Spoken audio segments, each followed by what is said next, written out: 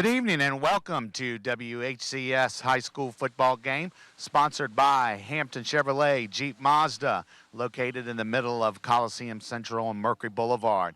Tonight we come to you from beautiful Darling Stadium as we have the #1 seed and #1 ranked Division V state champions Phoebus High School as they'll be battling the #8 ranked Warwick Raiders from Newport News.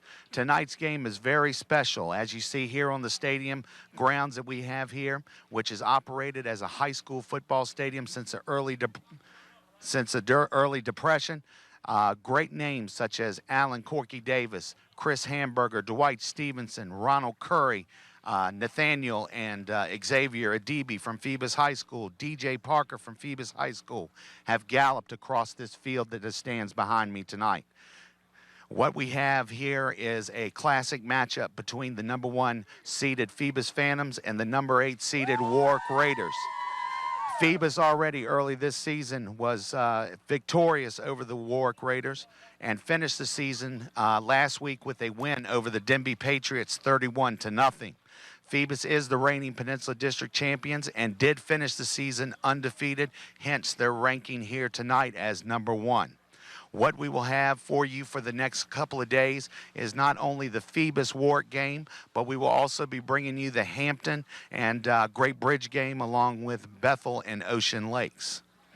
What we're going to do now is, I see my buddy Brent, my colleague over there, has Stanley Sexton from Warwick High School, so we're going to go to him right now. Brent?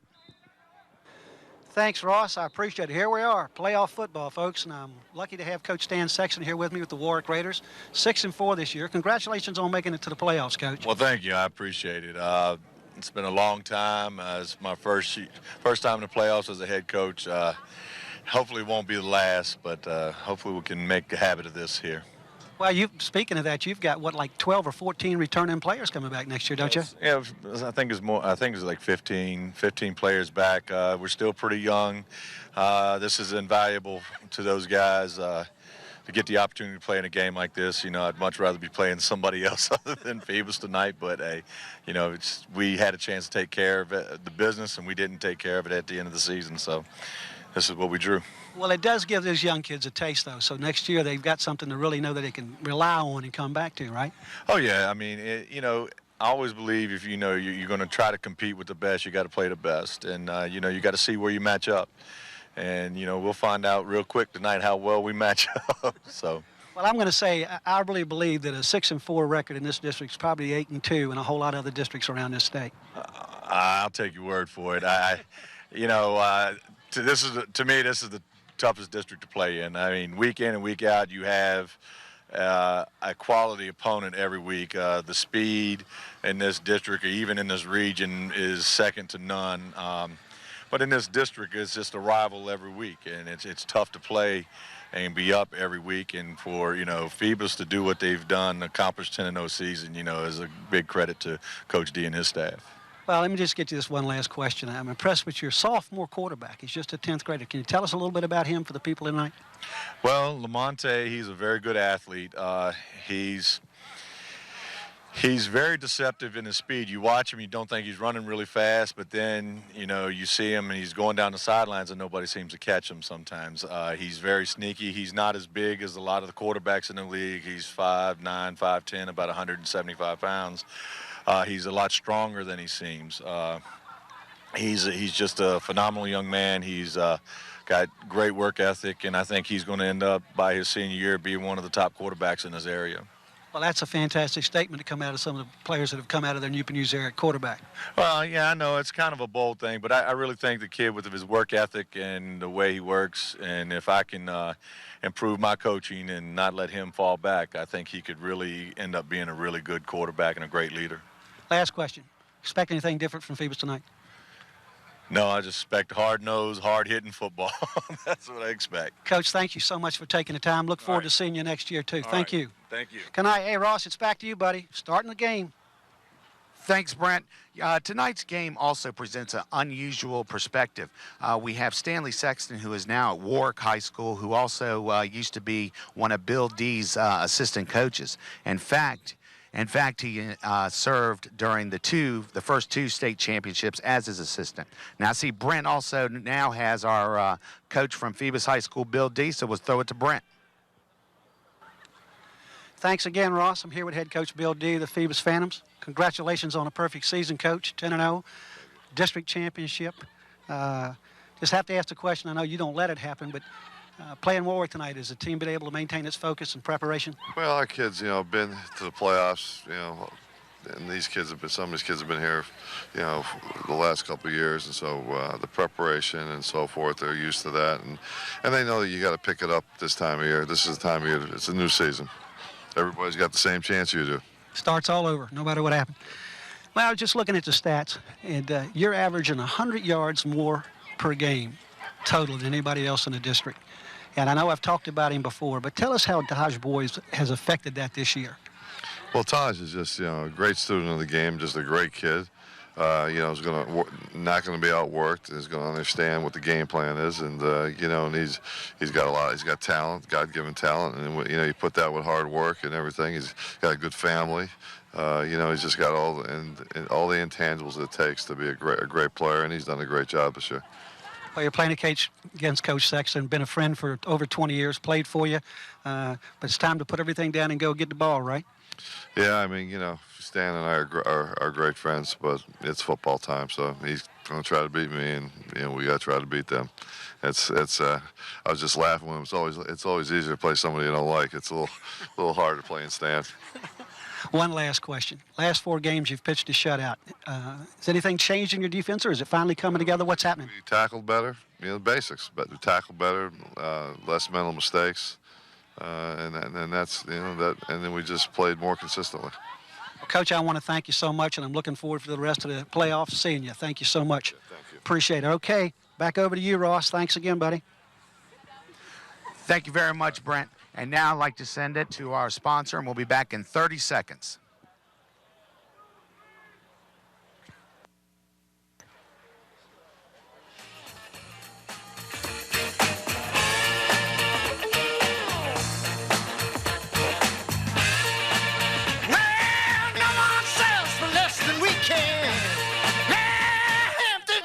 Land. All right, thank you very much. I have 2 special guests here with me tonight. Dr. Pat Russo, Superintendent of Hampton City Schools. Good evening, Dr. Russo. And we also have Billy Hobbs, everybody's friend, who has been gracious enough to sponsor our pregame show here tonight. Dr. Russo, maybe you and Billy could talk to us a little bit about what kind of corporate sponsorship you've had between Hampton Chevrolet and the Hampton City Schools. Well, we've been real fortunate, Ross, to have a great community partner over at Hampton Chevrolet Mazda. And a couple of years ago, Ann Bain, who's our Director of Community Services, went to Billy and said, we'd really like to do something nice for our Teacher of the Year. And Billy looked at it, I think, and said, well, what would that be, Ann? And Ann said, how about giving her a new car for a year? And I think after picking you off the floor, Billy, you said, well, let me think about it. And sure enough, for the last 3 years, we've been able to provide, not we, but Hampton Chevrolet Mazda has been able to provide our Teacher of the Year with a use of a car for a full year. So, Billy, on behalf of our students and our staff, we thank you for that. Oh, you're welcome. It was fun for us. We've enjoyed it. We've got to know the Teacher of the Year every year, and like this year, Debbie Martin, the whole dealership has fallen in love with her. She's just a great person, and we have a fondness in our heart anyway for school teachers, firemen, and policemen especially. And school teachers, we've all got them in our family, and we like to do something nice. And honestly, when Ann first came to me and told me what she wanted to do and thought it was great, I thought she was crazy. But now we're also doing it in Virginia Beach and Chesapeake, and now Patrick Chevrolet in up around the north part of Richmond, they're also doing the same thing. I think it's in Hanover County, and they're giving a car away for a year to the Teacher of the Year, and we've used this as a model to help 3 other districts get it going. So it's fun for us. We enjoy it, and we love hearing what the Teacher of the Year is doing, and especially this year. I mean, we've had some good ones, but this one this year, she's special. She's very special. Well, I can tell you that throughout the community, the response has been enormous as far as what you have done, not only for the teacher, but for the Hampton City school system. Dr. Russo, is there anything in the future that we can expect between Hampton City Schools and maybe Hampton Chevrolet? Well, you know, we're always looking for great business partners, Ross, and, you know, Hampton Chevrolet Mazda has been a great partner with us. A lot of things that we're planning on doing in the future. We've got Coliseum Central that sponsors a hospitality suite for our half times during our Friday night ball games.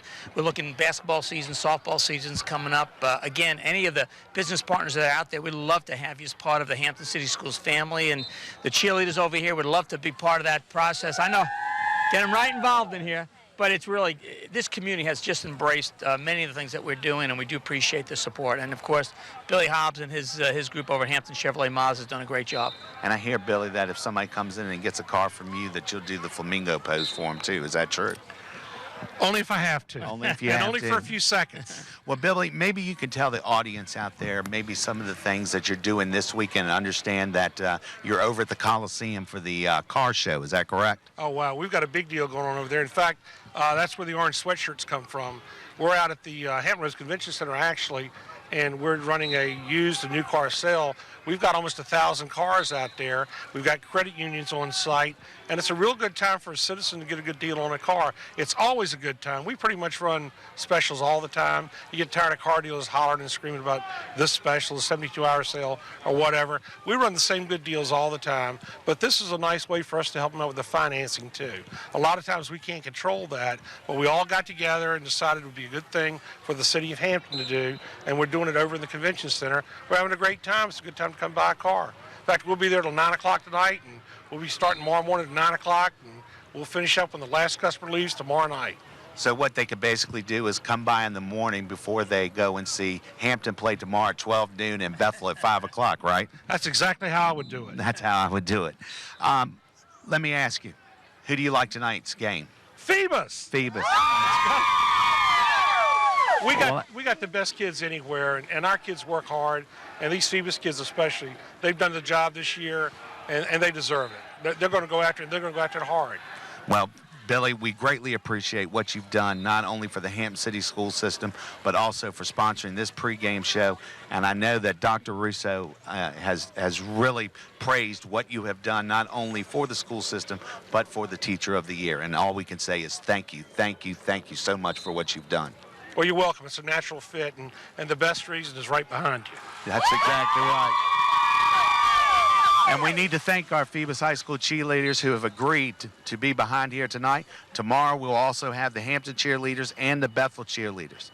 Once again, thank you, Dr. Russo, for being here tonight and joining us on this opening show. Billy, once again, always, thank you. We appreciate everything you've done for us. My pleasure. Now, ladies and gentlemen, we're getting ready for the start of this football game, so I'm going to go ahead and sign off. We're going to send it up to Mike Hauser and Paul Rowe are going to be with you tonight, and I will come back and be joining you from the sidelines. Have a good evening. Thank you for joining us, and we'll see you next time. And thank you, Phoebus High School cheerleaders.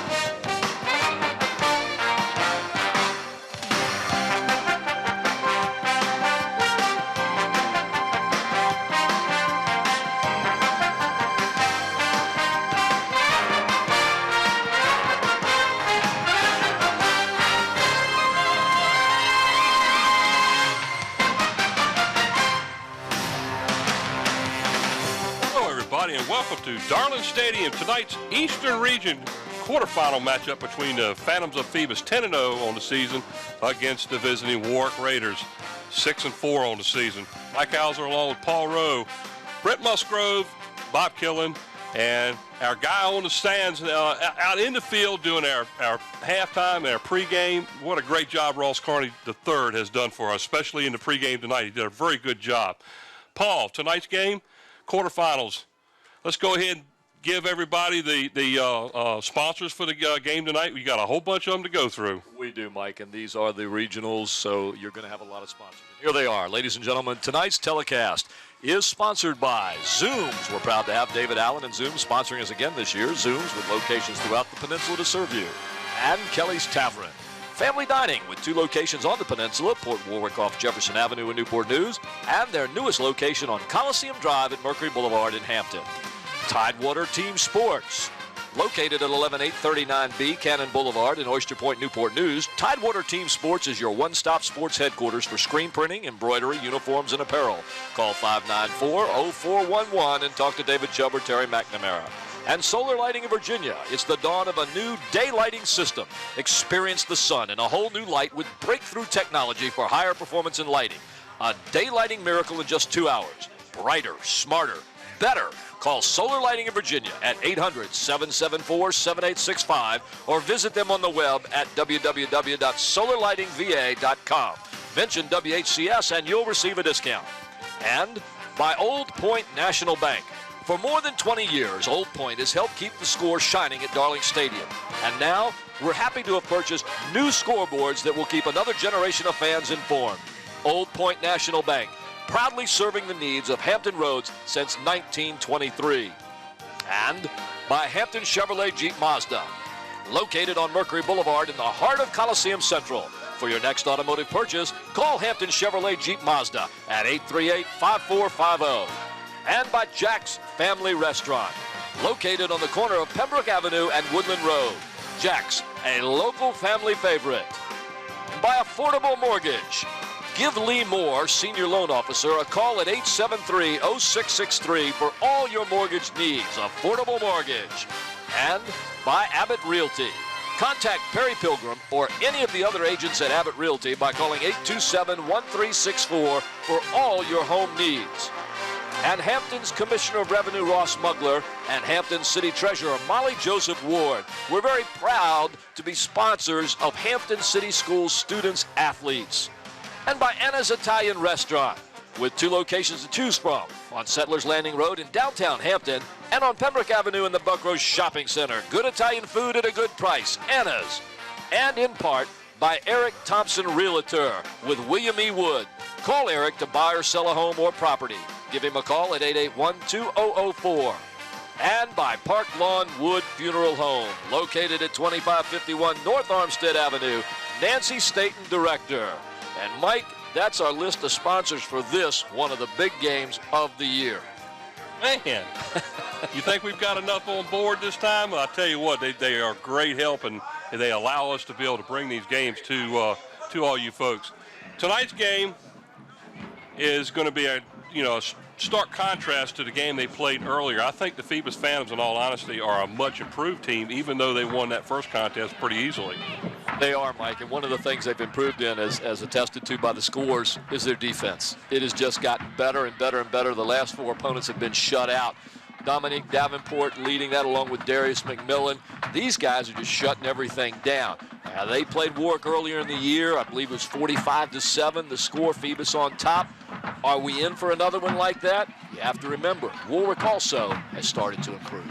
It's been a long season, and it's come down to playoff time. Eastern region is it's the largest region in the state. It comprises a lot of games. Here's what the Phantoms have done so far this year, as a witness to the fact that 45-7 win in the 4th season. As you can see, they've had some pretty impressive offensive numbers for the game. And look at the last 4 games were shutouts, 66-0 against a Minchville team, and they did a pretty good job against the Hampton team. But by the way, that game was close until towards the end of the 3rd quarter, when at that point in time, I believe the Crabbers line was wore out. The Phoebus Phantoms are big, they're strong, and they're fast, and they have proved it this year. So we really look forward to this game tonight as the starting of the Eastern Region tournament. Let's look at the quarterback comparisons here. Well, Mike, here's one of the best quarterbacks in the district for Phoebus, Taj Boyd. We have watched this young kid play for several years now, and he's still, just a junior or a sophomore. He's had 138 attempts, completed 96 of them for 1,640 yards. I like to say that 1,000 rather than 16 and 40. He's only had 4 interceptions, tied for the lowest amount in the Tidewater District. He has 19 touchdowns. Compare that against the quarterback for Warwick. Now, it's my understanding they had 2 quarterbacks for a while. Lamonta Williams ended up as the one who won the job. So these stats really can't be compared too much to Taj Boyd because he's been in fewer games. He's only been in 10 games. He's had 46 attempts, completed almost half of them, which is a good percentage, for 248 yards. He has thrown 6 interceptions, Mike, with only 3 touchdowns. And there's where the problem comes in. And I tell you what, I think the Phantoms' defensive backs have really improved over the season as far as their defense on the pass. They've done a very good job on covering their wide receivers. And I think that's one of the keys to being able to shut those 4 opponents out was to stop the rushing attack. They did a very good job in that. They did, because they have the ability to do a lot of blitzing because of their line. Let's take a look at the comparison of the 2 teams when it comes to defense tonight. You're going to see the stats for Phoebus as well as Warwick on defense. Phoebus with an outstanding defense with Charlie Jones up front, Dominique Davenport, Daquan Romero, and Romero Deloach. Mike, look at this.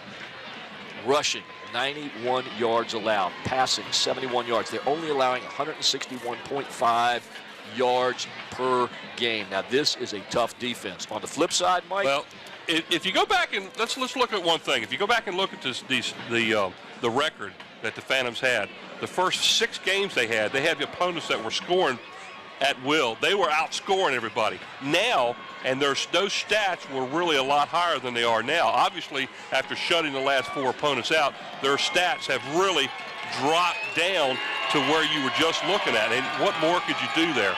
Defensively for the Warwick Raiders, they've had an up and down season, obviously taking consideration the fact that they're 6-4 on the year. They've played some games that were really tight. And if you go back and look at what the defensive stats were on the comparison chart, you'll notice that some of their stats are a lot higher than what the Phantoms were, and that's because of the up and down, the effect that they had.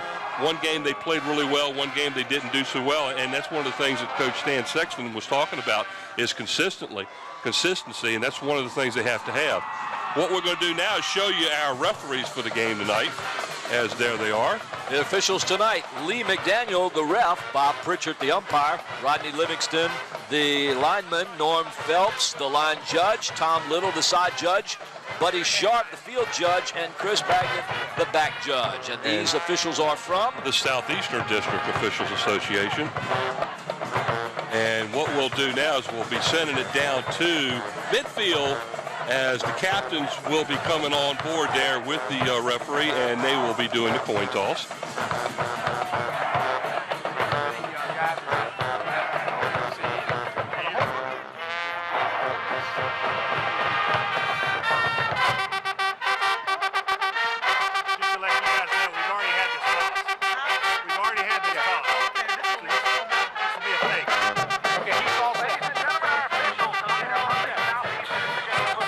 Speaking of the officials, by the way, tomorrow we have 2 more games that we'll be here doing. Long day. Tomorrow's a long day. We have a noon contest between the Hampton Crabbers, and they are playing which team tomorrow night? Tomorrow night we have, well, I've lost that information, and I should know that. Go ahead. Shake hands. We have Hampton and I believe it's Great Bridge. Great Bridge. Hampton plays Great Bridge tomorrow, and that will be a Southeastern District officiating crew. Let's send it down there and listen to the coin toss. Before we do that, I want you guys to know you are in charge of your team. We don't want to have to take control of the game. You handle it, okay? As a captain, I'm going to come to you and ask you for help. We expect you to give it to us, okay? All right. Here's the coin. We're going to throw it up. You're going to make the call. Make the call. It is a tail. You win the toss. You can defer, receive, kick, defend the goal. You want to defer. All right. You want the football? Yes, sir. Okay. Which end do you want to defend? All right. If you'll put your shoulders that way, you put your shoulders this way.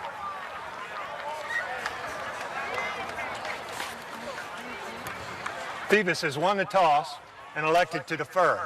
Phoebus Phantoms have won the toss. They have deferred. Warwick will receive. All right, Take so care, as guys. soon Have as a we great get a football chance, game. we will show you the offensive and the defensive starters for both teams. And here we go. And here they are on offense for Warwick. Number 75, Chris Brock at tackle. Number 77, Randon Key at tackle. Number 66, Kevin Harrington is the guard. Number 50, Kenan Gallet is the guard. Number 61, Dominique Dedman at center. The receivers, number 18, O'Brien Whitaker at wide receiver. Number 2, B.W. Webb, the wide receiver. And number 16, Lamont Lewis at tight end. In the backfield, number 22, Courtney Hill at tailback. Number 5, Orlando Terry at fullback. And the quarterback, number 1, Lamonta Williams. This is the Warwick Raider offense that will be facing one of the toughest defenses in the Peninsula District. And that, of course, belongs to Phoebus Phantoms. And we will show you the Phoebus Phantoms starting defensive squad here. The Phoebus defense, number 51, Charlie Jones at tackle. Number 62, the always dominant Dominique Davenport at tackle. Number 7, Daquan Romero at defensive end. And number 28, Romeo Deloach at defensive end. The linebackers, number 11, Darius McMillan on the inside. Number 35, Levante Battle on the inside. On the outsides, number 25, Chaz Robinson, along with number 38, Colby Goodwin.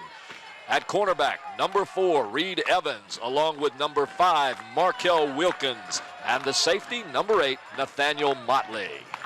That is a tough defense. And ladies and gentlemen, keep your eyes on Dominique Davenport and Charlie Jones, along with Darius McMillan on defense. These guys can turn a game and control a game quickly.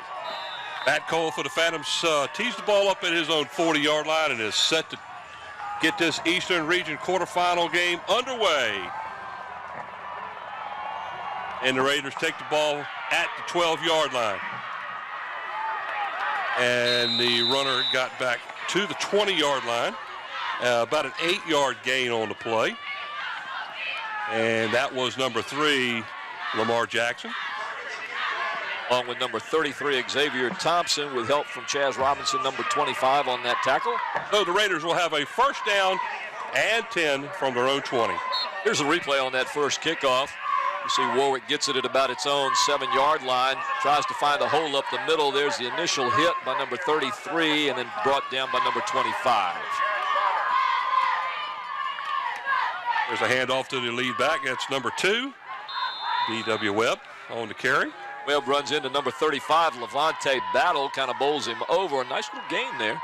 And of about 4 to the 24, that'll be bring up a second down at 6 for the Raiders. Watch this opening right here. He just moves through it toward the left-hand side of the field, getting a few yards for the Warwick Raiders against the tough defense of the Phantoms.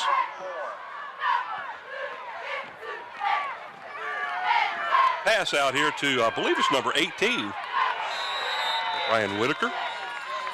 Out of bounds, just shy of the 28-yard line. It looks like a gain maybe of about 4.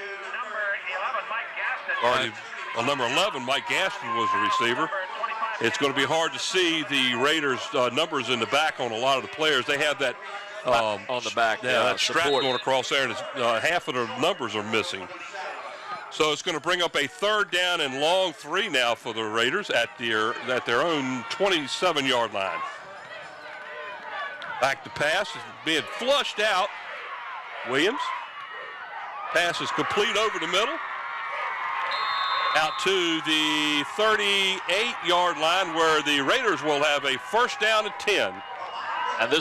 And this first down is being brought to you by Lee Moore, Senior Loan Officer at Affordable Mortgage. 10 more yards, it's another Lee Moore first down. There's the replay on that. It was a nice catch. Was that number 18 that made the reception? Yeah, I believe it was 18. Williams on the handoff.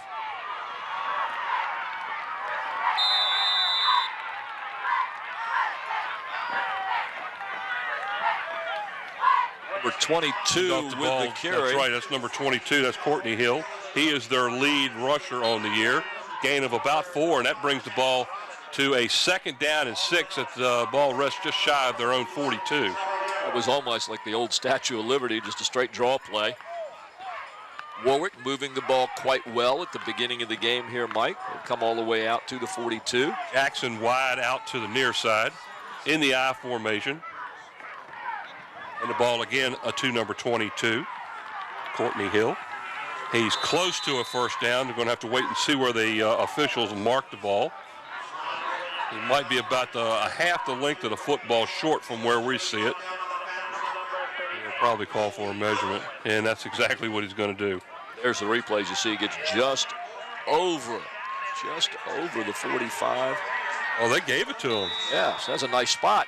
I'll say. Well, I mean, even where it's spot now, I was looking at the marker. The marker was on the Phoebus side of the 47-yard line, and the ball is just touching it. So I thought he was a little bit short. So it's a 1st and 10. This first down, once again, is brought to you by Lee Moore, Senior Loan Officer at Affordable Mortgage. It's a Lee Moore first down. Williams hands the ball off again to number 22. That's Courtney Hill. Up the middle, great hole. And right now, the Phoebus Phantoms front line is being handled right now by the Warwick Raiders. And it looks like about a 7-yard gain all the way out to the Phantoms' 46-yard line. Look how the Warwick Raiders are pushing the defense, and the running back carried Levante. I believe that was Levante Battle, number 35, carried him a couple of more yards. Watch the front line, Mike, of the offense. 2nd and 3. Again, Williams up the middle. Courtney Hill again up the middle, and it's a first down all the way down to the Phoebus 40-yard line. Let's send it down to the field side where Ross has got something for us. Go ahead, Ross. Hey, guys, you were just commenting on the offensive line. Right now, they're running just quick traps right up the middle, and it's catching Phoebus off guard. In fact, right now, they're calling the timeout. Phoebus has to go ahead and adjust to what Warwick is doing. It's kind of ironic that Warwick's offensive line would be dominating Phoebus's defensive line, considering how big they are right now. Well, I'm sure Coach D is going to come together here and make a couple of adjustments to counteract that offensive line and what they're doing. Yeah, because watch the play, Mike. See, they're going to the left. They're just bunching up that line and moving it, and the runner is able to go off that slant there and pick up 2, 3, 4 yards every time. And frankly, Phoebus can't allow that to happen if they're going to stay in this ball game. But I'm sure that's what Coach D right now is addressing, and that's one of the things that Coach D has done so well in the past, is to be able to adjust to the opponents and how they're playing. He'll take care of that very quickly. Look at that crowd. A little chilly out there. That's the Phoebus crowd coming out to support their Phoebus Phantoms, the #1 ranked team in the area. And are they #1 in the state as well? There's the Pavlaks. 2 or 3, aren't they? They are #1 in the state. Okay, that's what I thought. #1 in the state. 1st and 10 for the Raiders at the Phantoms 40. That's a Lee Moore first down. Pass over the middle, complete. Breaks a tackle inside the 20, down to the 15, and that is number 18 on the play, O'Brien Whitaker for the Raiders, as he is all the way down to the Raiders' 15-yard line. 25 yards on the pass play. Watch this play, Mike. It's just a quick stop over the middle there almost. He's only 6 foot tall, according to our stats here, 210, but he's getting up there, and he looks like he's a lot bigger, or he's playing a lot bigger than he is. So a 1st and 10 for the Raiders at the Phantoms' 15-yard line. Once again, this first down is brought to you by Lee Moore, Senior Loan Officer at Affordable Mortgage.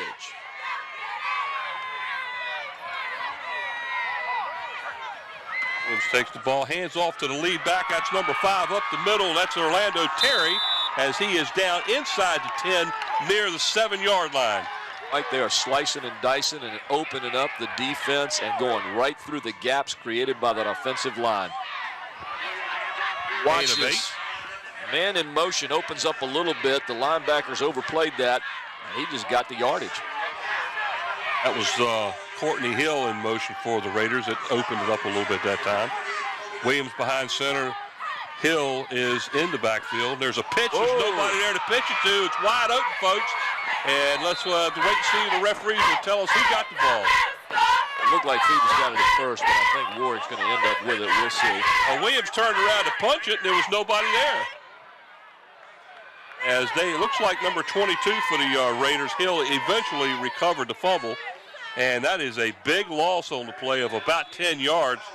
That'll push them all the way back outside the 15 to near the 17. Watch this. And I believe it, Hill was supposed to be on the other side of the field. Somebody was supposed to be there. There it is, still sitting there, wide open.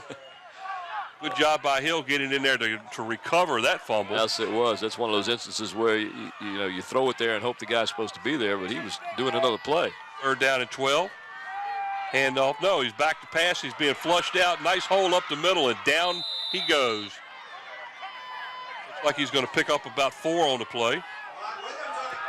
Once again, number 35 for the Phoebus Phantoms, Levante Battle, makes the stop. He's been quite a busy man. It's almost like they're running right at him all the time, or either he's getting over there quickly. Here you can see the rush on, forces him out, and there's Battle as he makes the tackle. Well, Matt Bevins, the Peninsula District kicker of the year, is in there to kick a 30-yard field goal as the ball will be set down at the 20. And it is blocked. It's partially tipped, and it will be no good as we're not real sure which Phantom came through the line. It may have been number 62 for the Phantoms, Davenport.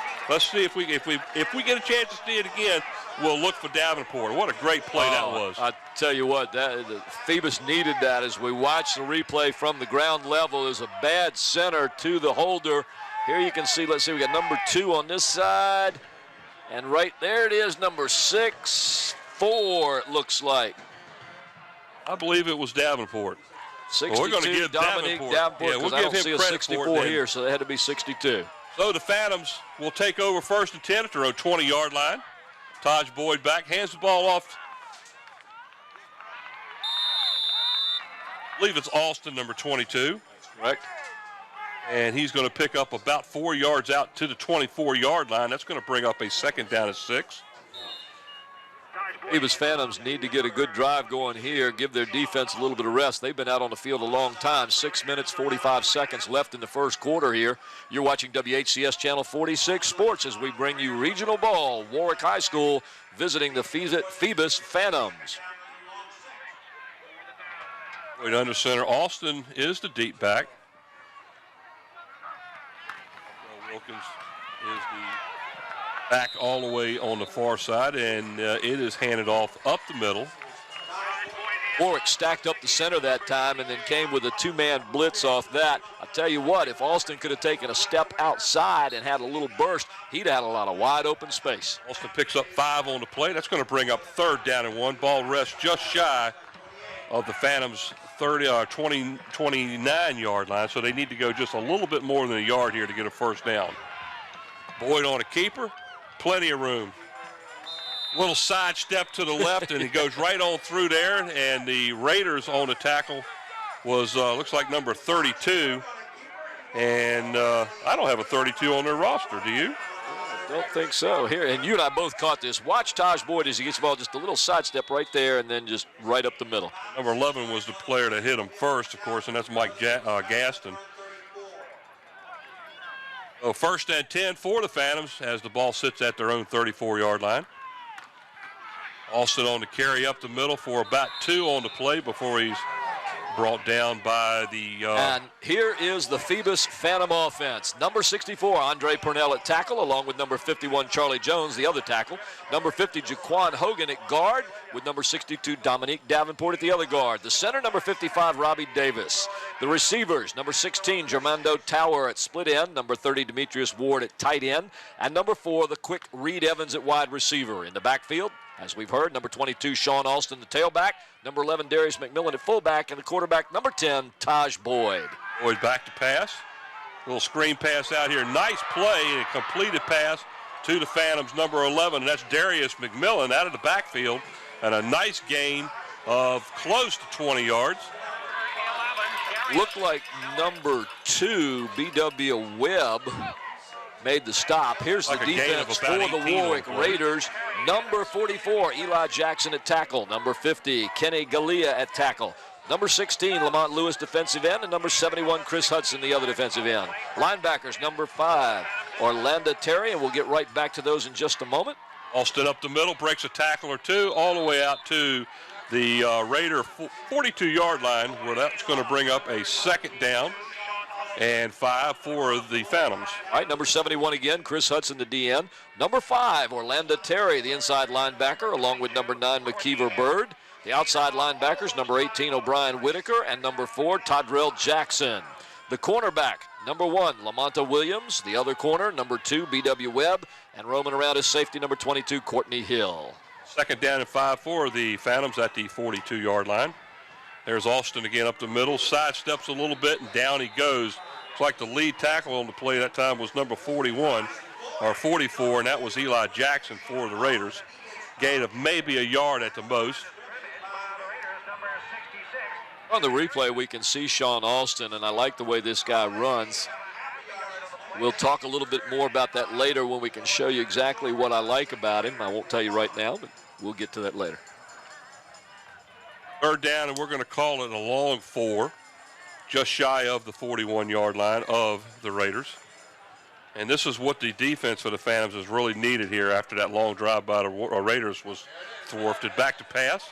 Over the middle, wide open, and that's a completed pass to Reed Evans as he is down at the Raider 30-yard line, and that's going to be good for the Phantoms' first down. And that's a Lee Moore first down. Lee Moore, senior loan officer at Affordable Mortgage. Here's the replay. Reed Evans, his favorite target, spots him right over the middle, makes a good catch, picks up the first down, stopped by number 9, McKeever Bird for Warwick. First and 10 Phantoms at the 31-yard line. That's where the officials mark. There's another pass out there to a Raider, or to a Phantom that's wide open.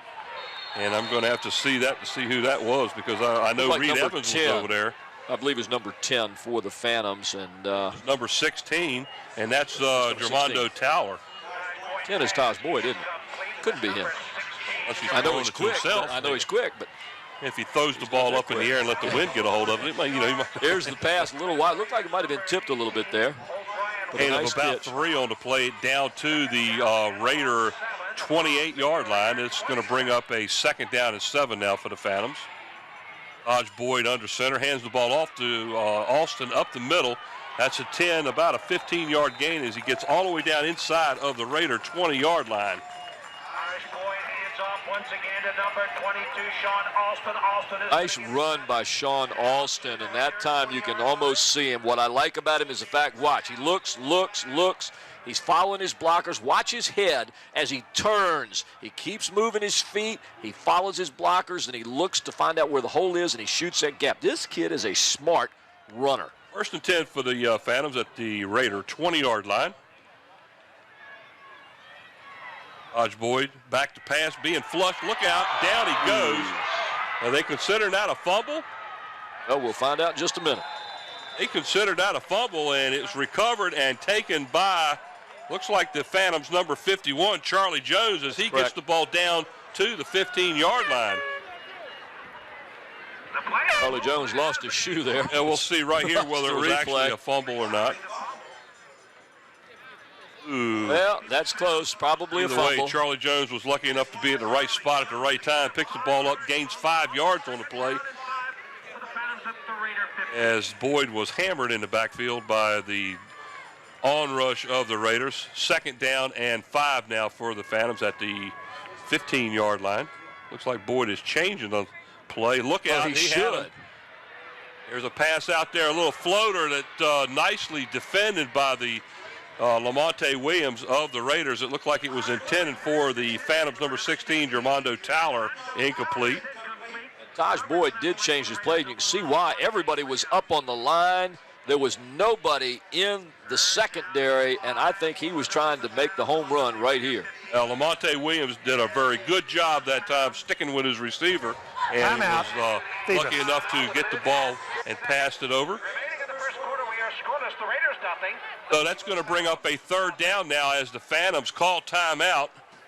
That's going to leave the Phantoms with 1 timeout already, as they've used 2 here in the first quarter.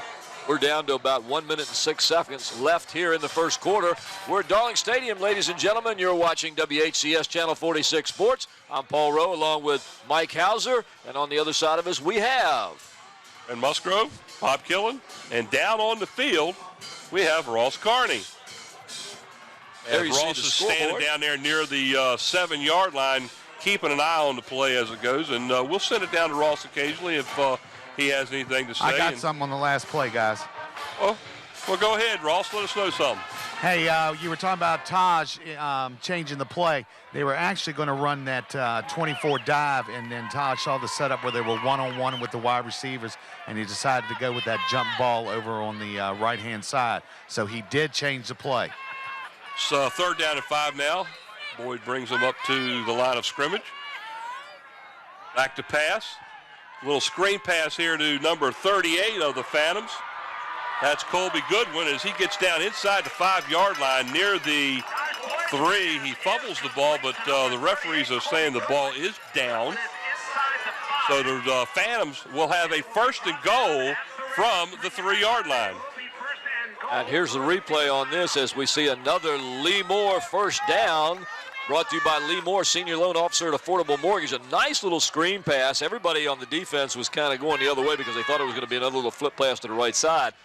And they came back this way and picked up the yardage. So here we are, 1st and goal, as the Phantoms are threatening to take the early lead. And there is a flag. It looked like Boyd was calling some signals there and trying to get the Raiders to jump offside. A flag was thrown, however, but at this point we'll have to wait and see who it's against. Like possibly against Warwick.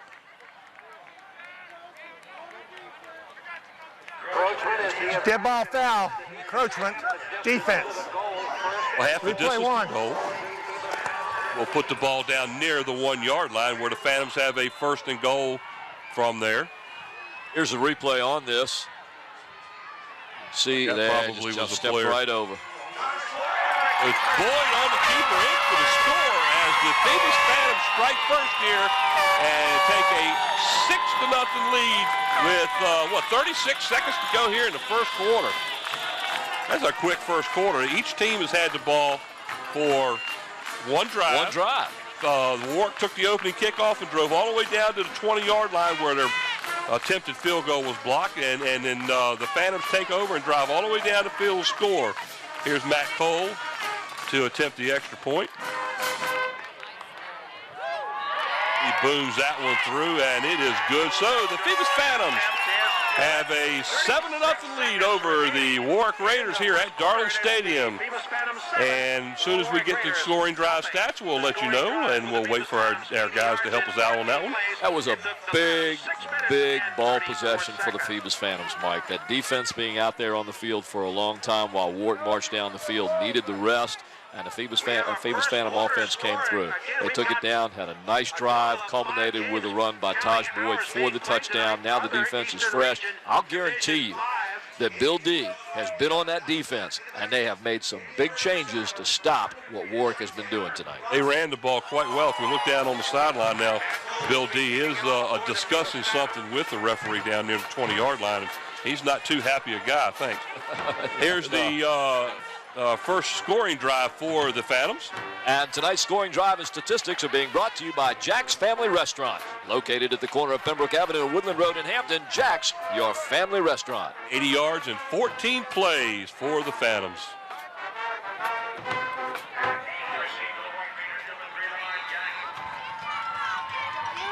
Matt Cole now set up to kick the ball deep to the Raiders. And it didn't look like either one of them wanted to touch it.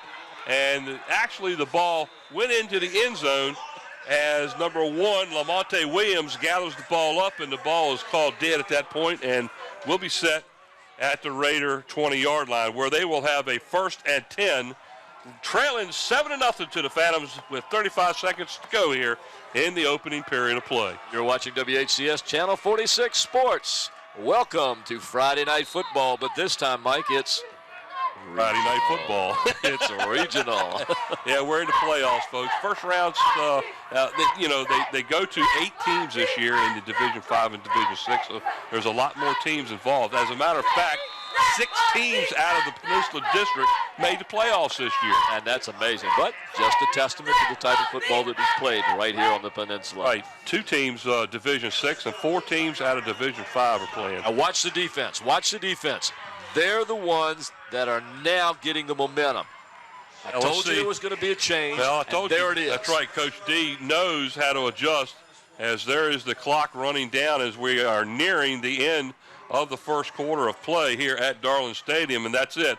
We are at the end of one here at Darling Stadium. The Phoebus Phantoms are out in front of the Warwick Raiders by a score of 7-0. Ladies and gentlemen, you're watching WHCS Channel 46 Sports. We are watching the Warwick Raiders and the Phoebus Phantoms. We're going to start the second quarter here in just a moment. The second quarter of this game will be sponsored by Zooms. We're proud to have David Allen and Zooms supporting student athletes in Hampton. Zooms with locations throughout the peninsula to serve you. And by Kelly's Tavern, family dining with 2 locations, one in Port Warwick off Jefferson Avenue in Newport News, and the newest location on Coliseum Drive at Mercury Boulevard in Hampton.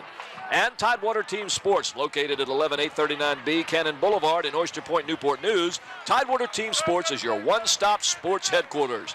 And by Solar Lighting of Virginia. Experience the sun in a whole new light with breakthrough technology for higher performance in lighting. Call Solar Lighting of Virginia at 1-800-774-7865. And by Old Point National Bank. For more than 20 years, Old Point has helped keep the score shining at Darling Stadium. Old Point National Bank, proudly serving the needs of Hampton Roads since 1923. And by Hampton Chevrolet Jeep Mazda, located on Mercury Boulevard in the heart of Coliseum Central. Call Hampton Chevrolet Jeep Mazda at 838-5450. And by Jack's Family Restaurant, located on the corner of Pembroke Avenue and Woodland Road. And by Affordable Mortgage, give Lee Moore, Senior Loan Officer, a call at 873-0663. And by Abbott Realty, Perry Pilgrim, call him or any of the agents at Abbott Realty. By Hampton's Commissioner of Revenue, Ross Mugler, by Hampton City Treasurer, Molly Joseph Ward, and by Anna's Italian Restaurant on Settlers Landing Road and Pembroke Avenue in the Buckrose Shopping Center. You get that all out? I think I did. Williams on the carry there for the Raiders. Up the middle, gain of about 3. There in the first quarter of play, Austin, 5 rushes, 23 yards.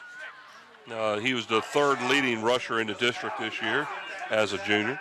Here's that replay on the screen as once again you're seeing the Phoebus defense taking a little bit better control of the game this time. More Got what we're used to. Talk? Well, I'm going to need some oxygen here in a moment. So that'll bring up a 3rd down as they had a loss of a yard on 1st down right there prior to the end of the first quarter. 3rd down and 8 now for the Raiders.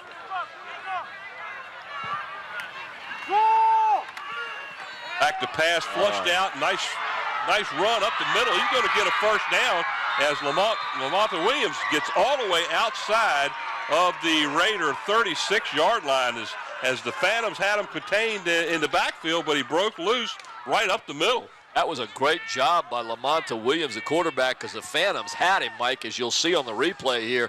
He's got no place to go and somehow slips out of there and picks up some great yardage. In fact, he picks up a 1st down, and this 1st down is brought to you by Lee Moore, Senior Loan Officer at Affordable Mortgage. Out of bounds by Levante Battle, and here he goes again being forced out. This time he's lucky to get back to the line of scrimmage as he's tackled by a host of Phoebus players. They play tomorrow. DeQuan Romeo in on the tackle along with 4 or 5 other Phantoms. You see Bill D on the sidelines. There we see some of the field decorations that we have for the regionals as you see these footballs along the end of the end zone. John Johnson of Darling Stadium has put that little football all around. You can see it on the sideline and on the end zone area. Williams back to pass, being flushed out, wide open over the side. Oh, he stops. He had a lot of yards, I thought, to take off if he couldn't have. And he ends up picking up maybe 5 on the play as he is forced out of bounds by the Phantoms. Gain of about 5. Huh? I'm like you. I didn't understand. It looked like he looked like he was going to take off and then just stop. So 38 for the Phantoms on the foresight of that Colby Goodwin for Phoebus. That forces them out at the 40.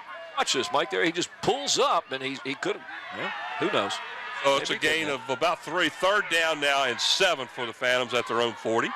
I'm sorry, for Warwick at their own 30. Ooh. Get flushed out of the pocket again. I tell you what, the Phantoms have really made some adjustments and almost intercepted as the ball was intended for Lamont Lewis, number 16 of the Raiders. Just a little bit overthrown, and I tell you what, the Phantoms had 5 players back there covering 1 player. Which is amazing because it looked like they had about 5 players all over the quarterback at that point. And whatever the Phantoms have done in adjusting, look at all those players. After that first drive, right now, Lamonte Williams is running for his life behind. He is. I think they've spread, Mike. I think they've spread out to cover the gaps. Evans in to punt. Nice punt. That's Reed Evans all the way back inside his 20. He's surrounded by Warwick players and scoots through all the way out to the 33-yard line where the Phantoms will take over 1st and 10. Reed Evans with a nice return on that, as you know, Mike. We've watched him for a while, too. Very quick little player. He can get some big yardage for you, and if he finds that hole, he'll be gone. This punt almost blocked, is pressured by several players. That punt was for 40 yards. He ends up running back 4 yards and then turns right around and picks up about 13 on the return. So 1st and 10 for the Phantoms at their own 33-yard line. Taj Boyd is the quarterback.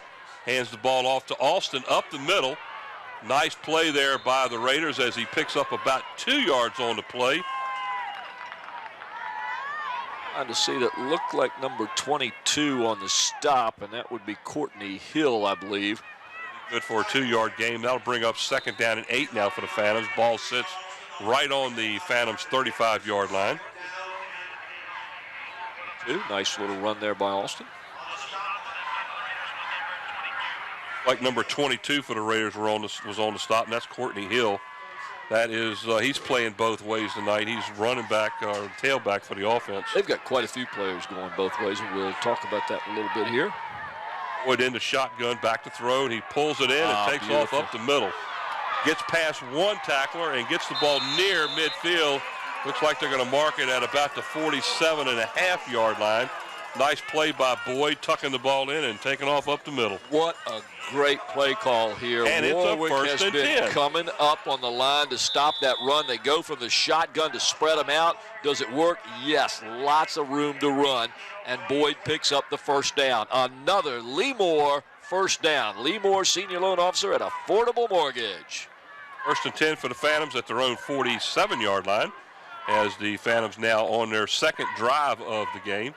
Lee Evans comes back there to be next to, there's a pitch out to Alston in the backfield. Not going to get a lot there as the Warriors pretty much had that one read as number 14 for the Warriors, and that was Thaddeus Lewis on the stop. It was also a good play by the Warwick Raiders, not the Warriors.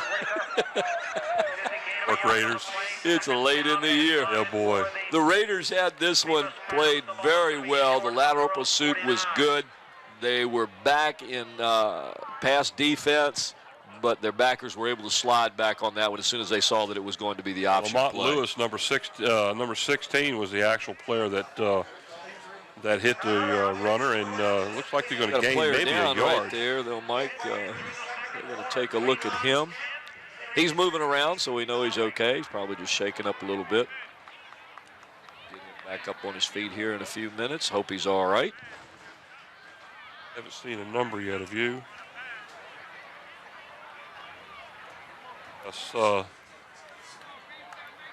Here's a replay on this. Maybe we can pick up something on the injury here and see maybe if we can get a number.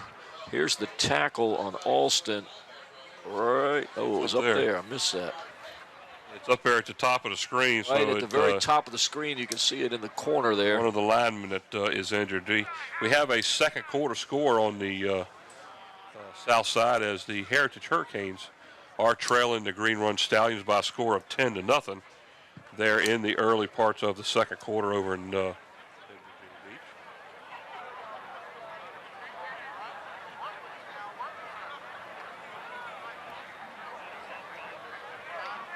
Right at 9 minutes here at Darling Stadium as we're bringing you the first game of the playoffs.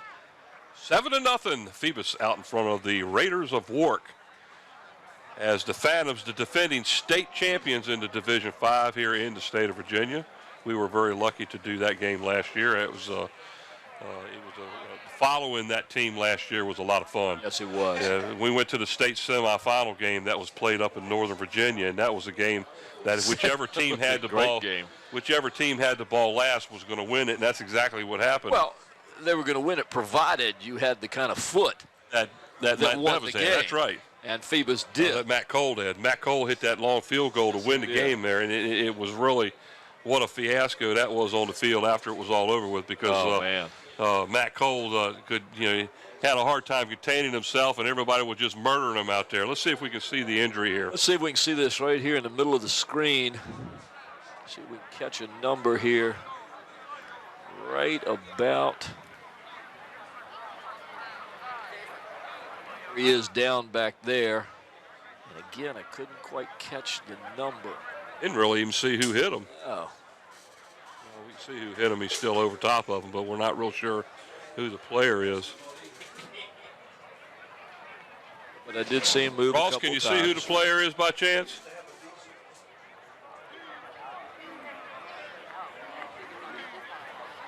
While we've got this little break here, ladies and gentlemen, let me give you some information on our production crew, the guys that, Mike, they get out here about 10 o'clock, 11 o'clock in the morning, start setting up everything so that we can bring the game. For you and I, it's easy. We show up, we come up here, and we just watch a ball game and talk about it. These guys are running wires, setting up cameras, doing all sorts of stuff, so we're going to thank them. But right now, I think we just got a message that Ross may have some info on the players. So, Ross, what do you have? Hey, guys, I can't make out who the player is right now. However, the paramedics have come onto the field, and it appears to be some type of neck injury. I don't want to speculate too much, but it does appear that they are working on his neck, and the paramedics have come out onto the field. Thank you, Ross. Let's hope that that's nothing more than some sort of a slight pull or something in the neck area. We don't want it to be anything serious at all. Like I said earlier, I hate to make speculations too, but it appeared that he moved a little bit, so I hope he's going to be all right. Well, let's talk about the crew we got here tonight. What a great crew they've done, and our instant replays and all our camera shots all over the field. And they're good people who work hard. They may tell you don't get paid a whole lot, but they work hard. On the cameras tonight, we have Nathaniel Braxton, Susan Bowers, Ron Baton, and Steve Fryer, and they are getting us some super shots, as you can see on your screen right now. I'll tell you what, if I had to be a camera person, I'd like to be in Ron Baton's shoes, because he's down on the field. Come on now. And he gets to look at all the referees. You got something you want to say down there, Ross? You're pointing at your ear. No, I'm just listening to what you guys are saying. Okay. Right. Other camera people on the crane and camera, we have Jeremy Ferries and Gene Wheeler. The graphics and animation is our good buddy Andy Foley, Andy Foley, Andy Foley. Slow motion instant replay. All those great shots we get of the plays come from Mike Nowinski. The camera control operator, Miss Sarah Myers, the always lovely Sarah Myers. And tonight, production and audio assistant, Renee Camden. And Mike, I was in the truck before the game watching her, and all the stuff she had to do just kind of blew my mind. I'm glad it was her having to do it and not me, because I couldn't remember what to do. Audio and chief engineer, Don Scharouse. Now, you talk about running around today. Every time there's a problem, Don is the man that comes there, and buddy, he fixes it. I'll tell you what, we've come up here the last couple of weeks, and Don's been laying on the floor working on soldering wires. He says, well, we got a little bit of a short here, so let's take care of getting that fixed. And he says, man, I tell you what, this is the life. Yeah, that's right. That's exactly right. what he said. And the one that puts it all together, the main man, the boss himself, the director, the producer, Mr. Scotty Bowers, and he does a fabulous job. I'm Paul Rowe, my partner here, Mike Hauser. To our left, Brent Musgrove on stats and interviews. Down on the field, Ross Carney III, our sideline announcer, and Bob Killen, statistician.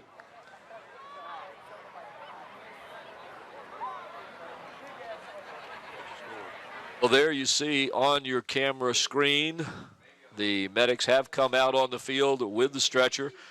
Hopefully just precautionary at this time. Our well wishes are with the young player, whoever it is, for the Warwick Raiders. We don't want anything serious to happen to any athlete, but especially ones that we're watching here on screen. We know that things do happen in football games every now and then because it's that type of sport. As long as it's not serious, we're okay. See some of the players on their knees, the Phantoms. Coach for the Warwick Raiders out there with his assistant coaches and trainer.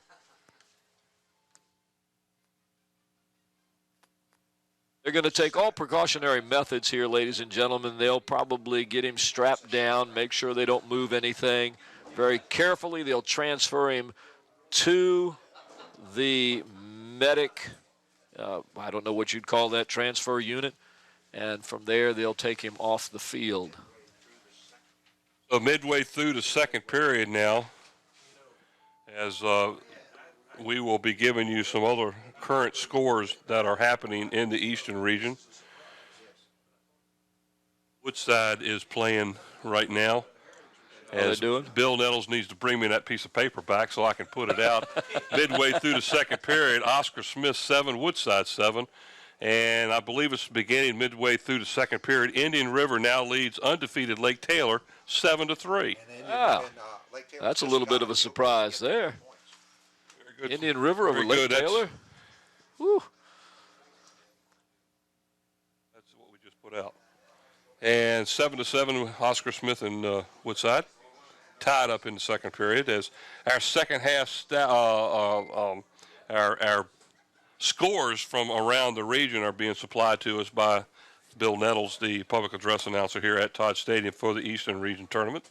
He will be here all weekend, as we will be too. A couple of games tomorrow. As they've got the young man on the stretcher. We still do not know which player that is. There you see some of the fans as they react to the fact that it's looking a little bit better for the young man. Looks like it might be number 61 for the Raiders, and that's Dominic Deadman. I'm not real sure if that's him, but we'll get a confirmation as to exactly who it is. We're being told that it probably is the center. Center is number 61, Dominic all defense Deadman. Right now, so. It is Deadman? All right. Okay. Coaches have verified it. It is number 61, Dominic Deadman. So our prayers are out for him, and make sure everything is in order, and as they take him to the hospital to get him checked out. Here we go. As we get ready to continue play here, we are at 8 minutes and 10 seconds to go here in the first quarter of play. Some stats here to give you here so far for the Phantoms. They've had 12. Well, who is it? He didn't give us who it was. Boyd is 4 of 5 for 43 yards and a touchdown rushing. And it looks like the Phoebus team, 12 carries, 44 yards. And right now I think Alston's about the only one who's been running the ball for Phoebus. Here's Boyd on a keeper up the middle. And he's brought down pretty hard as he just passes the midfield marker. Ross, you got some update for us down on the field? Yes, sir, I do. I found out from the Phoebus trainers that the young gentleman for Warwick does have movement in both legs and arms. He has a stinger through the back of his neck going through his spinal column, but he does have feeling and movement in all extremities. Very good. That's a good thing to hear. Great thing to hear. Third down and a long 6 now. Back to pass. As Evans is the receiver, as he bobbles the ball, gets it back, but he's going to lose a bunch of yards on this play. There were about 3 to 4 Warwick Raiders in the vicinity that passed. It's almost like they knew that play was coming there, Mike. It's going to be a loss of almost 9 yards on the play, and that's going to bring up a 4th and long now. Watch right down here as Reed Evans comes back, and you can see 1, 2, 3 right there, and no place for Reed Evans to go. But besides the fact that his momentum was carrying him backwards because he had to come back for that pass. So Phoebus will have to punt it away here. Matt Cole, number 95 for the Phantoms, back deep to punt the ball. That looks like number 2 for the Raiders, B.W. Webb for Warwick, back to receive the kick at his own 29-yard line. He gets a block, gets around another player, but he's brought down by the Phoebus Phantoms, number 8, Nathaniel Motley, after a gain of about 4 on the play. That's going to bring up a first down for the Raiders at their own 34. Nice punt by the Phantoms, a low pass, but good foot, good leg in here, gets the ball up. Nice coverage by the Phantoms, and a shoestring grab there by Motley. First and 10 at the 34 for the Raiders. Quarterback for the Raiders, number 1, is Lamonta Williams. Their lead running back, number 22, is Courtney Hill. He is the deep back. Hill on the carry up the middle, and nothing going there as the Phantoms, number 51 on the lead stop. Charlie Jones was the first guy to get to him, along with number 7, Quante Romeo. Mike, they are. Phoebus has spread their defense, and watch the linebackers are able to come up in the gap if they want to or stay back to get that lateral pursuit. Right here, the backers came up, filled the gaps, too much pressure on that front line. They're getting the momentum and pushing the Warwick Raider front line back. Well, the opening drive for the Raiders, they took the ball at their own 25-yard line and drove right down the field like as if they had no problems moving the defensive line for the Phantoms. Exactly. And now the Phantoms have adjusted, and the Raiders are unable to run with the ball. Here's a pass down the left sideline, well overthrown to the intended receiver, and I believe the intended receiver was number 18, O'Brien Whitaker, as the Phantoms, I believe number 8, Nathaniel Motley, was on the coverage. Along with Reed Evans. In fact, it looked like Reed Evans was going to be the intended receiver on this pass. This one was just way out there, and he had to get rid of it quick. You saw pressure behind him. There's Reed Evans out there. Looks like he's the receiver. Yep. Number 16 was the intended receiver, Lamont Lewis. Incomplete. 3rd down and 10 now for the Raiders. There you see number 62, Dominique Davenport, one of the stalwarts on the Phoebus defensive front line. 5:50 left in the game here. Phoebus ahead. You're watching WHCS Channel 46 Sports as we bring you the regionals from Darling Stadium. Back to pass is flushed out, and he is going down, but he gets the ball off.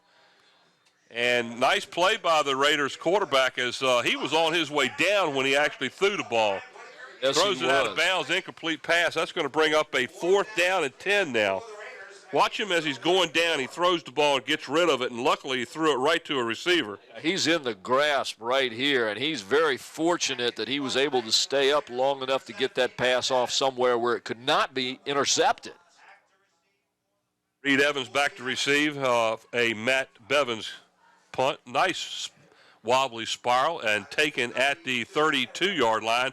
Up the middle is Evans. If he gets the right blocks, he might go outside down to the 20, and down he goes inside the 20-yard line. What a run back by Reed Evans. And we talked about that on the last time that he took the punt, how quick it could be, how he could turn, open up a lane and go. And this time, Mike, he did it. All the way down to the Raiders' 15-yard line. Here the Phoebus Phantoms will take over 1st and 10. Great run by Reed Evans as you'll see him take the ball here at about the 32. He tries to go left, cuts back. Now there's his opening right there. All he's got to do is stay to the outside and follow the block, which he does, cuts back inside, and gets the yardage. There's Alston up the middle down near the 6-yard line as he is brought down by the Raiders. Number 2 on the play, B.W. Webb for the Raiders. That's going to bring up a 2nd down and looks to be about 2. Phoebus Phantoms are beginning to click here on all cylinders, Mike, with 5 minutes left in the half. Alston beginning to find his spots as that front line for the Phantoms is opening up the holes. Taj Boyd, the quarterback, and a keeper. Whoa. Oh, he fumbled the ball into the end zone, and that is number 2, Webb, on the recovery, and he brought it out. He brought it out all the way to the 13. If he had stayed in the end zone, he'd have had it on the 20. Yeah. So Taj Boyd on a keeper fumbles the ball, and there's the first turnover on the game. A big turnover for Warwick as Phoebus just looked like they were going to rush this ball right on in, and Taj Boyd just lost the handle on it, and Warwick gets the break and gets the ball. 1st and 10 at their own 13-yard line here. We are at 4:41 to go in the 2nd quarter play. Phoebus out in front, 7-0 over the Raiders. Williams on a handoff up the middle. There's lost ball again. Another fumble. A battle for the ball. We're not real sure who's got it at this point. It looks like the Raiders may have gotten it back. I'm pretty sure Warwick got that one. That ball just popped right out of there.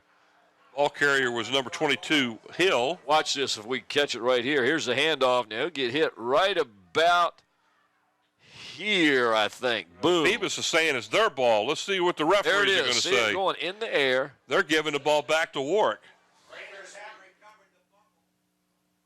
That ball just popped out and went backwards.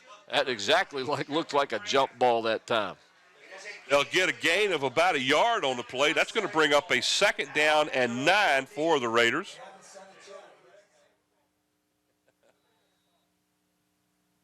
The Phantoms had actually got the ball.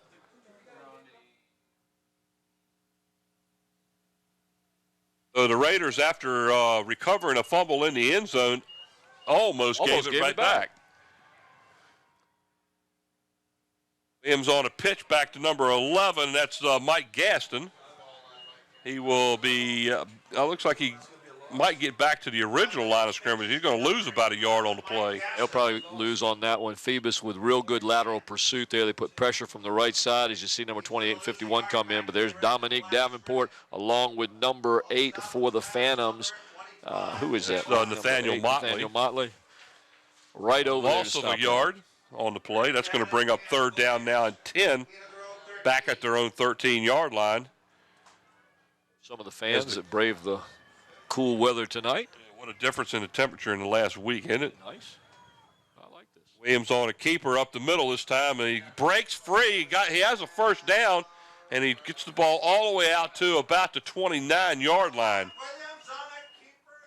And that's going to be another Lee Moore 1st down. Lee Moore, senior loan officer at Affordable Mortgage. As you watch the quarterback, he just keeps it, takes off on the right side, and there's a nice big seam there as Phoebus kind of overplayed that when he went to his left.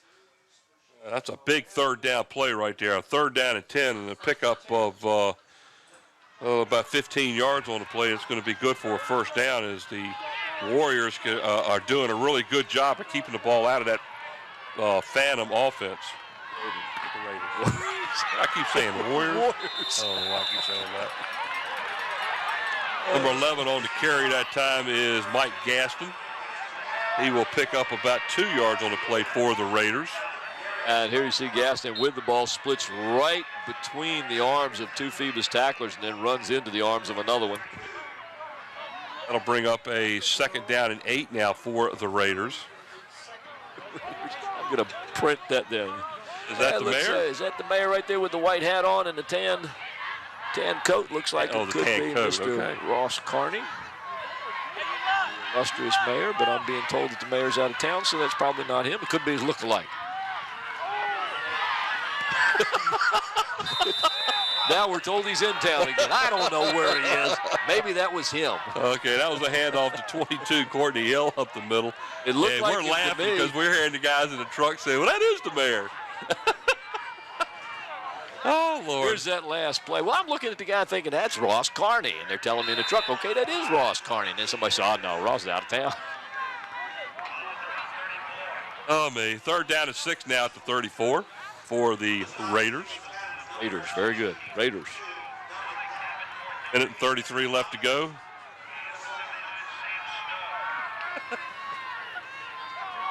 For blitz here it comes. Williams on a fake and a keeper up the middle and nothing doing there. As the Phantoms, number 79, had that one snuffed out pretty good. Sam Snow. And the Phantoms will call their last timeout here. You can see the blitz right there, right up the middle, and that play's going nowhere quick. Timeout, Phoebus. The Phantoms will use their 3rd timeout of the half to stop the clock on a 4th down and 6 with the hopes of getting the ball back here. With, a minute? 6 seconds to go, 16 seconds to go. 7-0, Phoebus. This is not the Warwick team that lost 45-7. Well, I think right now the Warwick defense has been able to. They've gotten a turnover deep in their own territory that stopped the drive. That was a sure touchdown. Yes. And for the most part, the Phantoms have self-destructed to a certain point. Easily the game should be 14-0 at least by now. But a turnover here, and they've had to punt the ball a couple times, which is something they haven't had to do in the past. So the Raiders' defense has done a pretty good job so far. They have, but the offense has also done its part in keeping the ball in their possession and eating up time off the clock. Pat Bevins in to punt the ball for the Raiders, and Reed Evans again back for the Phantoms. And I believe that ball was partially blocked as it gets down to the Phantoms' 49-yard line where it is down by the Raiders. The Phantoms will take over 1st and 10 with is that a minute 8 or a minute? Now watch this punt. You can see. Let's see if we can see where it was tapped. Right there, you can see it was tipped by. What was that, number 72? 62. Dominique Davenport. One of the stalwarts on the defensive front for the Phantoms. He and Devontae Battle have had a busy night tonight. All over the field. So with a minute and 8 to go here in the first half, up 7-0, the Phantoms will take over 1st and 10 from their own 49-yard line. 3 wideouts to the far side. And a keeper up the middle of Boyd gets away from one tackler, scoots through another, and turns around and actually gets enough for a first down to the Warwick 40-yard line, where it will be 1st and 10 for the Phantoms at the 40-yard line. On the quarterback draw made famous by Hampton High School's Ronald Curry, Taj Boyd runs it with almost perfection and picks up another Leemore first down. Back to pass is Boyd being flushed out. He better get rid of it or he's going down. Great defense there by the Raiders as he's tackled all the way back to his own 42-yard line. Mike, that was set up by the coverage in the secondary by the Warwick Raiders. They left no one for Boyd to throw to. So that was an 18-yard loss by the Phantoms all the way back to the 42-yard line.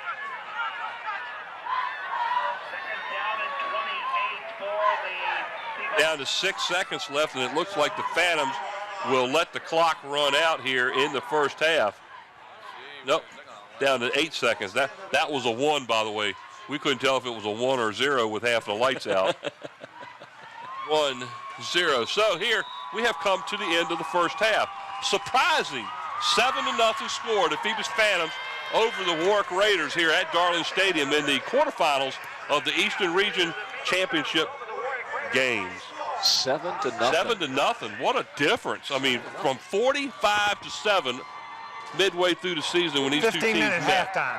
15.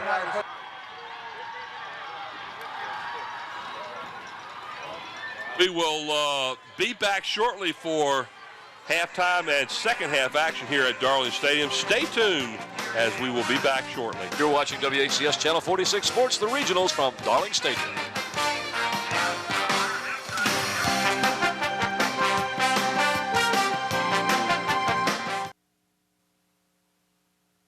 And welcome back here to Darling Stadium. Halftime score here in the Eastern Region quarterfinals. The Phoebus Phantoms are out in front of the Warwick Raiders by a score of 7-0. Mike Hauser, along with Paul Rowe, Brent Musgrove, Bob Killen, and Ross Carney down on the sidelines, bringing us all the information we could ever ask for.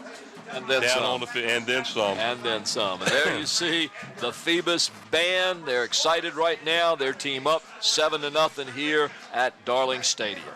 This was a first half that I don't think anybody in this stadium ever expected to see. No, not at all. 45-7 was the score of the first meeting between these teams halfway through. Here in this contest, 7-0, the Warwick Raiders kind of shot themselves in the foot a couple times. Yes, they did.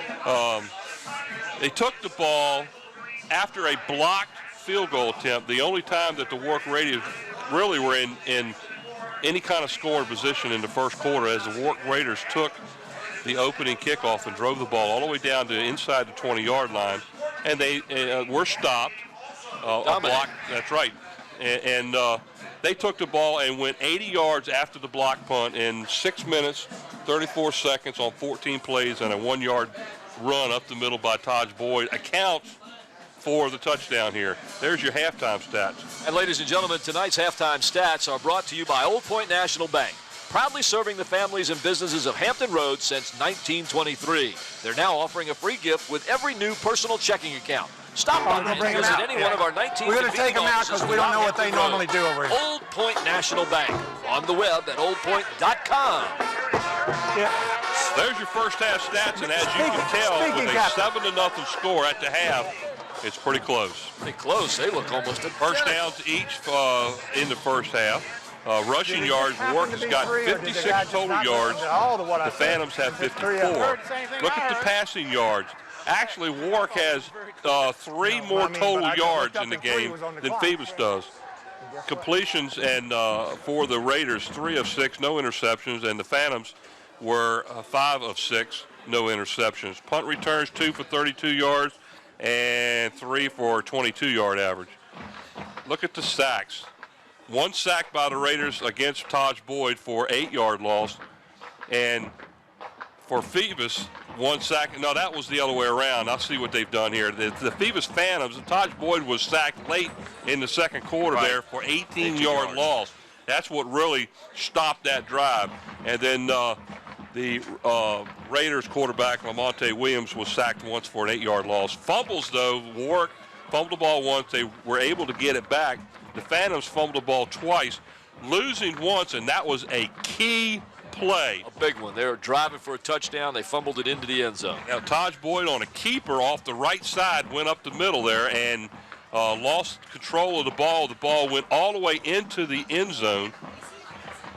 And look at the time of possession, folks. The Warwick Raiders had the ball 13 minutes and 30 seconds in comparison to the Phantoms, 10 minutes and 30 seconds. So not what we really expected, but we'll just have to wait and see what Coach Shake hands, guys. We had a good first half. Has taken care of business. Like throwing candy up here? And once again, ladies and gentlemen, the halftime stats are brought to you by Old Point National Bank, proudly serving the family and businesses of Hampton Roads since 1923.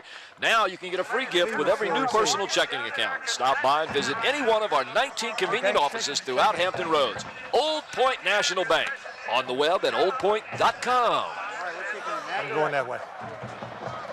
Well, I tell you what, I think Grant was playing Halloween here as he was out there throwing candy to everybody. I don't know, when does he think we would eat it? I mean, after the game, I guess. They just took care of business there at midfield. The Warwick Raiders will be kicking off to start the third quarter of play as the Phantoms will be receiving. And it looks like the Phantoms will be going left to right as we look at the field here from the press box, as they will open up the third quarter play on the offense. And Mike, tonight's third quarter is sponsored by Eric Thompson Realtor, a Hampton City Schools alumni and former athlete. Call Eric for your home or property sales at 881-204. And by Zooms, we're proud to have David Allen with us again this year. Zooms with locations throughout the peninsula. And by Kelly's Tavern, family dining with 2 locations, one at Port Warwick off Jefferson and the other, their newest, at Coliseum and Mercury Boulevard in Hampton. And by Tidewater Team Sports, located at 11839B Cannon Boulevard.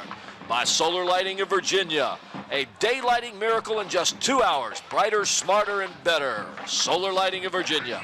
And by Old Point National Bank, for more than 20 years, your banking leader in Hampton Roads. By Hampton Chevrolet Jeep Mazda on Mercury Boulevard. And by Jack's Family Restaurant on Pembroke and Woodland. Also, Affordable Mortgage with Lee Moore, Abbott Realty. And by Hampton's Commissioner of Revenue, Ross Mugler, and Hampton City Treasurer, Molly Joseph Ward, and by Anna's Italian Restaurant in Buckrow Shopping Center in downtown Hampton. It's Bevins kicking off for Warwick as the Phantoms take the ball just inside their own 10-yard line, and it looks like he is going to be brought down outside the 25 near the 27-yard line, and this is where the Phantoms will start their opening possession here in the third quarter, leading the Warwick Raiders by a score of 7-0. Here we see this replay. It's just a low ground kick. Phantoms pick it up and just try and get some decent field position to start. Mike, they're going to need a good drive. I know it's early in the second half. It's the beginning of the second half. But it's important for Phoebus to establish some dominance here. As we say hello to the young little lady there who's watching this game. Evans in motion. Taj Boyd hands the ball off to Austin in a nice little hole up the middle. He's trying to break that tackle, and he gets all the way out near midfield. What a great run that time by Austin as he takes the ball from Taj Boyd and takes the ball all the way out to the 49-yard line, where the Phantoms will have a first down and 10. And that's a Lee Moore first down. Lee Moore with Affordable Mortgage. Watch the drive on Austin here as he keeps his feet moving all the time. He'll get the handoff, he'll get through the line, and he'll get grabbed right here, and he keeps driving. And he keeps going to get that Lee Moore first down. First and 10 at their own 48-yard line. Again, Evans in motion. Austin again on the carry. Not much there as he looks like he picks up about maybe a yard on the play, and number 73 for the Raiders, that's Vernon Kelly on the stop. Gain of about a yard on the play to the 49. That brings up a 2nd down and 9 for the Phantoms. Good second effort here by Alston. He gets stopped at the line of scrimmage. Now watch him spurt through right there to get that yard. Nice defensive play that time by the front line of the Raiders. 2nd down and 9. 2 wideouts to the near side. That is Lee Evans, number 4, and number 16. There is Jamondo Toller. Evans in motion, back to throw, and nowhere there. And what a great play as the defensive end for the Raiders held his ground and tackled Boyd for a loss of about 10 on the play. Make that 9 on the play, all the way back to his own 41. Can't see that number. It's scrunched up there. It's 1-something. But he just comes through simply untouched. I think it's 16. That's 16. Lamont Lewis. He was untouched on that play, and when Taj Boyd turned around, hello, there he was. Also in on the tackle for the Raiders, number 71, that's Chris Hudson, as that's a big loss all the way back to the Phantoms' 41-yard line. Down Reed, number 4 here. Timeout now is called by the Raiders, as the Raiders coaching staff wants to try to talk the defense into having a big hold right here, because, you know, this is a very good position for Warwick at this point in time. 3rd down and 18 on the opening drive of the 3rd quarter. If they stop the Phantoms, where do you think the momentum's going to go? Well, the momentum's going to shift over to Warwick, and if they can get that drive down the field, they've controlled the ball over 13 minutes in this game, so we know what they can do on offense. And that would give them the chance to get down in good position to score again. So this is a big down. And, of course, that last play was a big play at this point in time for the Raiders. So we'll see what they can do with that. Looks like both teams have made some adjustments here in the half. As far as the ball control is concerned, the Phantoms had 2 long drives. One of them resulted in the touchdown, and the other was a fumble. But other than that, it's 3 and out a couple times. The Phantoms right now need to do something, because the Raiders, entering their first division regional tournament or regional game in many years, is they came to play. That's all there is to it. Phoebus scoring 40.3 points per game this season, and they're getting a tough time out there. Boy, that's a draw play to Alston, coming to the near side, and looks like he is forced out of bounds by the Raiders, number 18, I believe that is, and that's O'Brien Whitaker on stop. He is going to gain all the way to the Raider 48-yard line, but he's going to be about 6 yards shy of the 1st down. Yes, it's a nice run by Alston as he gets a good block in the backfield there, and this simply outruns the defense to the sideline, but can't get any opening there and is forced out. That was a good job by Whitaker staying with the tackle there. And to punt the ball now for the Phoebus Phantoms is number 95, Matt Cole. Like number 2 for the Raiders back there, D.W. Webb, set to receive the punt. A good snap. And a nice spiraling punt by Cole all the way down to 12. Fumble on the play. And it looks like Webb gets the ball back at his own 14-yard line. So the Raiders are going to be pushed back deep in their own territory, but they have a 1st and 10 as they stop the Phantoms on their opening drive. Nice punt by Matt Cole. He's had some good punts tonight. This one is up there, gets plenty of hang time, and then it's just dropped by Webb. And you see Dominique Davenport down on the field quickly. See if we can find out what the punt average, yardage was on that particular play from our gentleman over there. Like we've seen Warwick start in this position before. They've been able to move the ball on Phoebus tonight, so we'll see what happens here. Well, this one's coming back because the Raiders jumped, and that's going to cost them about 5 yards on the play. Look who's behind you. It's the boss. Oh, the other one. Oh, my gosh. I heard some good things about you, sir. How are you? It's good to see you. That was a 45-yard punt by Cole a little while ago. Dead Dr. ball Patrick foul. Rousseau along with False Mr. start. John Bain. Offense. Replay 1. My apologies, are now standing behind us. We even brought the stool over here for you to sit down so people can see you. Here we see, looks like Nick McCula and a couple other young men standing on the sidelines out there. Also 5 on the play. Back to pass. Deep down the near sideline. Both players kind of ran into each other as they were going after it. It looked like the ball was intended for the Raiders' number 18, and that was O'Brien Whitaker. Pass was a little bit overthrown, incomplete. This is one of my favorite plays. The play is usually called, you get down the field, I'll get it to you. And Almost thinking that could have almost been offensive interference. Well, yeah, But either way, it's no call on the play. That's going to bring up second down and 15 as the ball sits at the 9-yard line. Coach Nelson along with some of the city's finest. Watching WHCS Channel 46 Sports as we bring you the playoff game here from Darling Stadium. James pitches back to number 22, Courtney Hill, and down he goes at about the 13-yard line. And was that number 8? I believe it was. The Phantoms, that was Nathaniel Motley on the stop. Good lateral pursuit. Number 5 was in there too. But great lateral pursuit by the Phoebus Phantom defense, as you'll see on this play.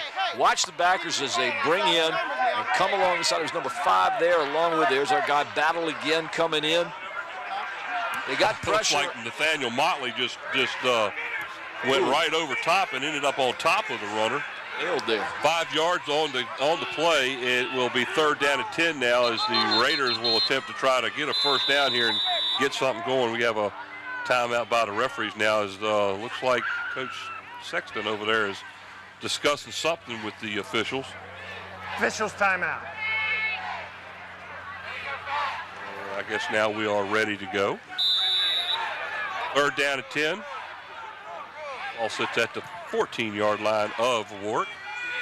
Williams behind the center in the eye.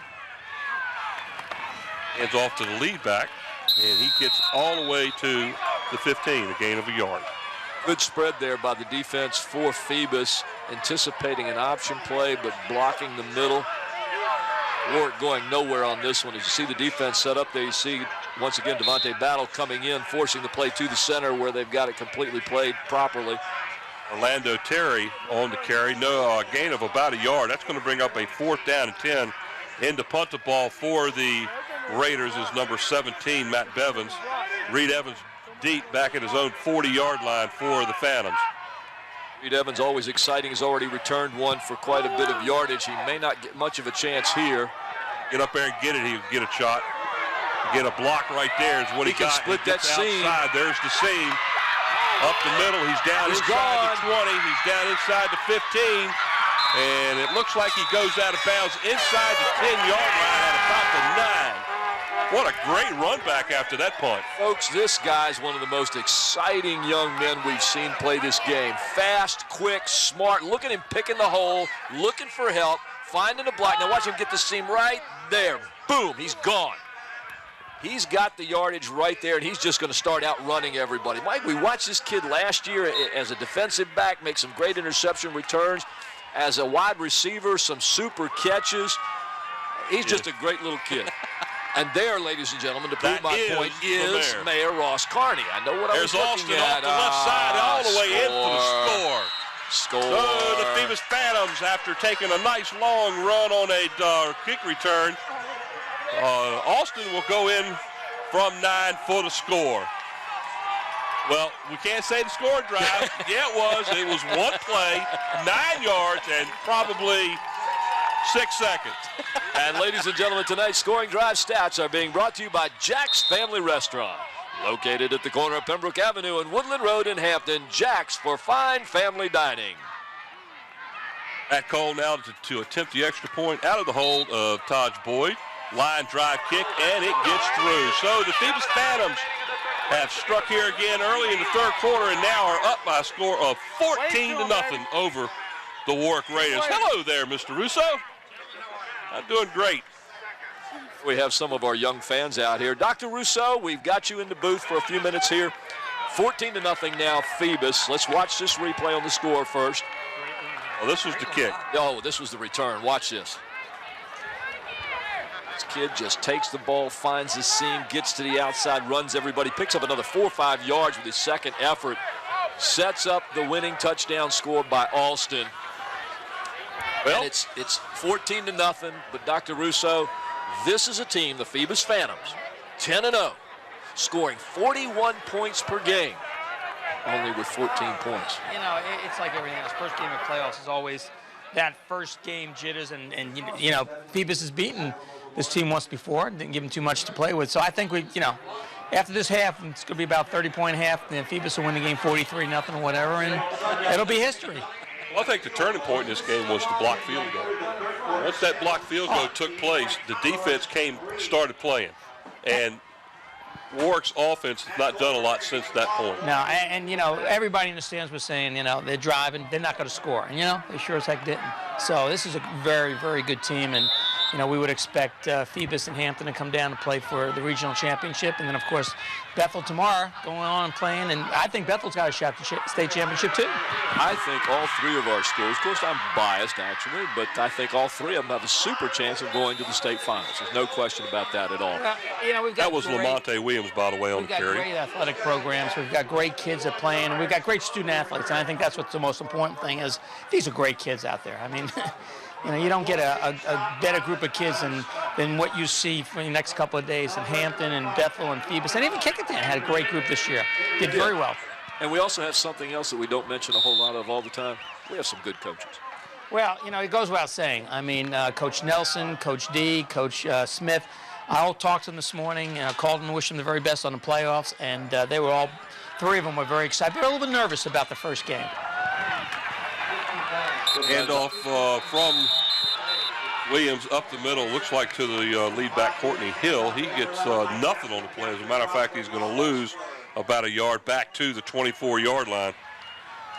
Watch the replay here. Sometimes I think, Dr. Rousseau, that it's tough after Mike Smith coaching for all these years and Coach D. How do these guys get nervous?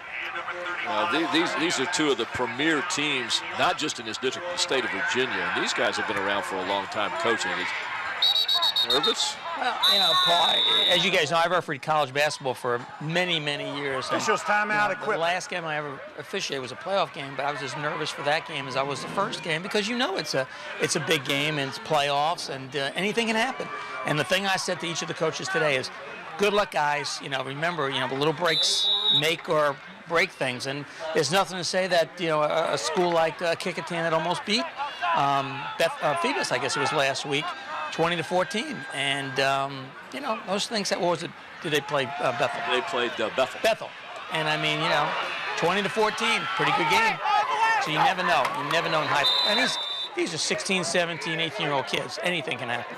Sometimes people forget that. That's for sure. These are kids. They don't look like it when you look out there. 6'1", 275, 6'2", 290. These are big kids. Absolutely. But they are kids. Monte Williams on a completed pass to number 18, O'Brien Whitaker, for short yardage. It looks like after he caught the ball, he kind of lost another couple of yards trying to fight for yardage, and he ends up losing about 3 on the play. Give him a gain of a yard total after the catch, so it's going to bring up about a 3rd down and 9 for the Raiders as the ball sits at their own 26-yard line. Williams behind center. Courtney Hill is the deep back. Back to pass. Being flushed out, and he got it off, and look out. And it's completed to number 14, and that's Thaddeus Lewis. Well, that play looked like it was about to just unfold and unwrap itself back in behind the line of scrimmage. Somehow or another, Mike, Lamonte Williams was able to get that pass off. Well, Lewis, if the pass had been a little bit further down, that might have been 6 points because he had to actually wait for the pass to get to him. Watch him right here as he's just hammered by Phoebus, and somehow, he's moving. He's throwing off the wrong foot. Still gets that ball down there and completes the pass. The Raiders get a 1st down all the way down inside of the 35 down to the 33-yard line of the Phantoms. 1st and 10. Williams sets up, he sets back to throw. He is hit hard but he completes it over the middle down to the 20-yard line. And I believe that was to number 18, O'Brien Whitaker, on the catch. I'd like to thank Dr. Rousseau for coming up to the booth and talking with us. Dr. Rousseau, hope you enjoy the rest of the game. Come back in a little while. We'll talk to you again, and hopefully the score will be a little bit better for Phoebus by that time. But Mr. Bain, it's always a pleasure to see you. Say hello to your lovely wife for us. There you go. 1st and 10 now for the Raiders at the 20-yard line of Phoebus. That is a draw play to the lead back, number 22, Courtney Hill, as he is down inside the 20 to about the 17-yard line. Give him 3 on the play. That will bring up a 2nd down and 7 for the Raiders inside of the Raiders' 27-yard line. Raiders beginning to look like they did in the first quarter, Mike, when they took the opening kickoff and started marching down the field. They've had a couple of plays there that they were very lucky to get. Well, that 41-yard pass where he looked like he was going to get caught was a big one, I think, but they're beginning to move the ball. Go. And off again to the first back through, Courtney Hill, and he's not going to get anything on that one. Gets back to about the line of scrimmage, and that's it. That's going to bring up a 3rd down for the Raiders at the 27-yard line. Here you see why Warwick is not moving on the ground. They're getting stopped by Phoebus's defense. Ergo, they're moving through the air. Levante Battle on the stop as he was the lead tackler that time. Levante Battle again and again. Battle and Davenport have really been something tonight. Oh, they have. Don't forget, we have to pick our players of the games, too. We can pick one on offense and one on defense tonight. Tell you what, I know one name is sticking in my mind right at this moment. Here we go, 3rd down now and 7 for the Raiders. Back to pass is Williams. Blitz from the outside. Screen pass is good to the running back, number 22, and that is Courtney Hill. And he gets pretty much nothing on the play. Now that's great defense because Warwick had a good play called with a little screen pass on that blitz. But Darius McMillan, number 11, stayed home, and he was able to stop that. You see the rush coming in. Watch McMillan come in off the side of the screen there. Waits for his help, and in comes number 38 along with Reed Evans. Number 38 is, I don't have a 38. So maybe it's not 38.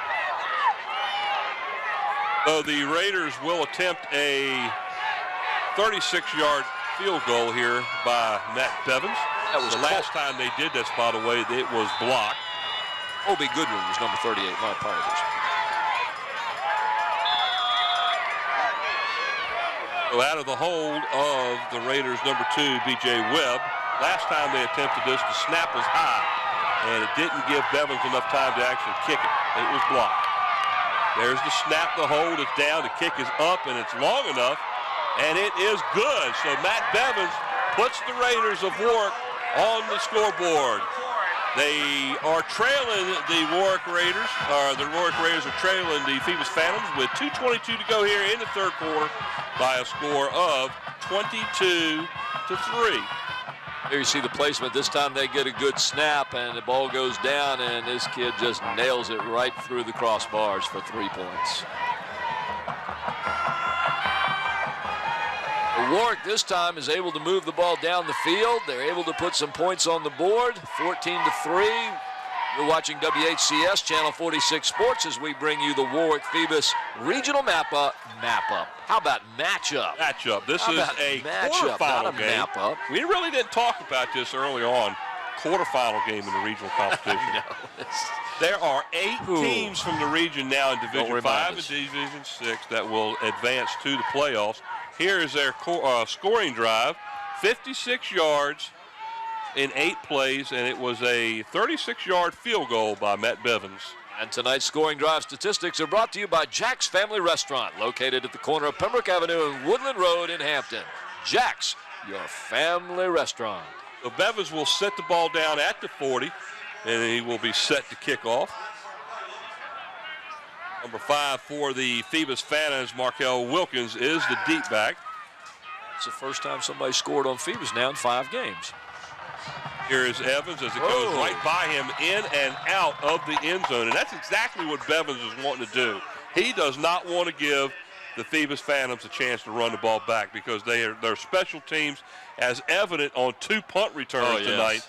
they are very good. So what they're doing is actually has worked out pretty well for them. Well, that time they kept the ball away from Reed Evans. They kicked it more toward Markel Wilkins, and it just got by him and into the end zone. As you saw the scoreboard there, 2:22 left in the game. Excuse me, not in the game, third quarter. 14-3, the Phantoms out in front. Here we go, first down and 10 at their own 20. Handoff is to Alston up the middle. It breaks 2 tackles and works his way out for about an 11-yard gain outside the 30 to the 31. First and 10 for the Phantoms. 11 more yards for Phoebus, and that's a Lee Moore first down. Lee Moore, an affordable mortgage. On Alston on the night, 11 carries, 67 yards, and a touchdown. Add 11 more to it now. You got 78 yards on 12 carries. Alston off to a good game. Alston is on his way to hitting that 100-yard mark on the game. The less than 20 yards now in the second half to be able to reach that. For the season, he was 4th in the district with an average of 116 per game. Boyd on the handoff to Alston. He's got an opening. Let me tell you something. That 100 yards is going to happen right now. As long as he doesn't run out of gas, he's going to score. All the way down. 69 yards for the score for Alston. What a great job. What a run on the play that time by Sean Alston. 69 yards and a score. A referee looks like he fell down as he was running down the field. Watch this. Quick little dive play right in the middle. Boom. He's free and he's gone. They're not going to get him. Alston got the seam, found the hole. Great blocking scheme by the Phantoms front line. The defense playing for the run that time. Overplayed. Hole opens. Alston gone. And we've got a problem right now. Is our head referee, who is Lee McDaniels. Looks like he may have twisted a knee on that particular play, and they're having a hard time getting him to stay up. Walking down the field, he looked like he was limping pretty bad, so we're going to have a slight timeout here as he tries to recuperate before Matt Bevins will get a chance to kick the extra point attempt. Right now, with a minute and 40 seconds to go here in the third quarter, the Phantoms lead by a score of 20-3. Watching WHCS Channel 46 Sports, Paul Roland with Mike Hauser, bringing you the playoff game from Darling Stadium. Up in the booth with Brent Musgrove and Bob Killen, statistician.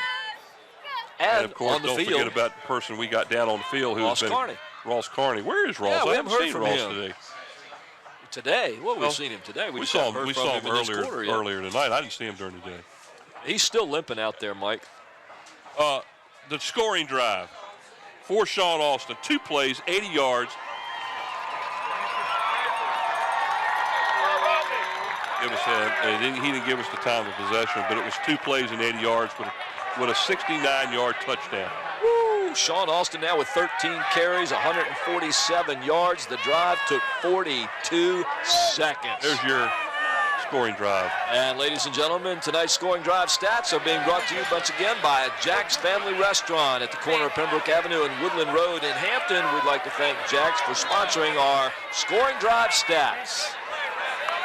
13 carries, 147 yards. Well, that's better than his 116-yard average per game. So we've had a couple of timeouts in this game. Once because of an injured player, and now we have an injured referee. And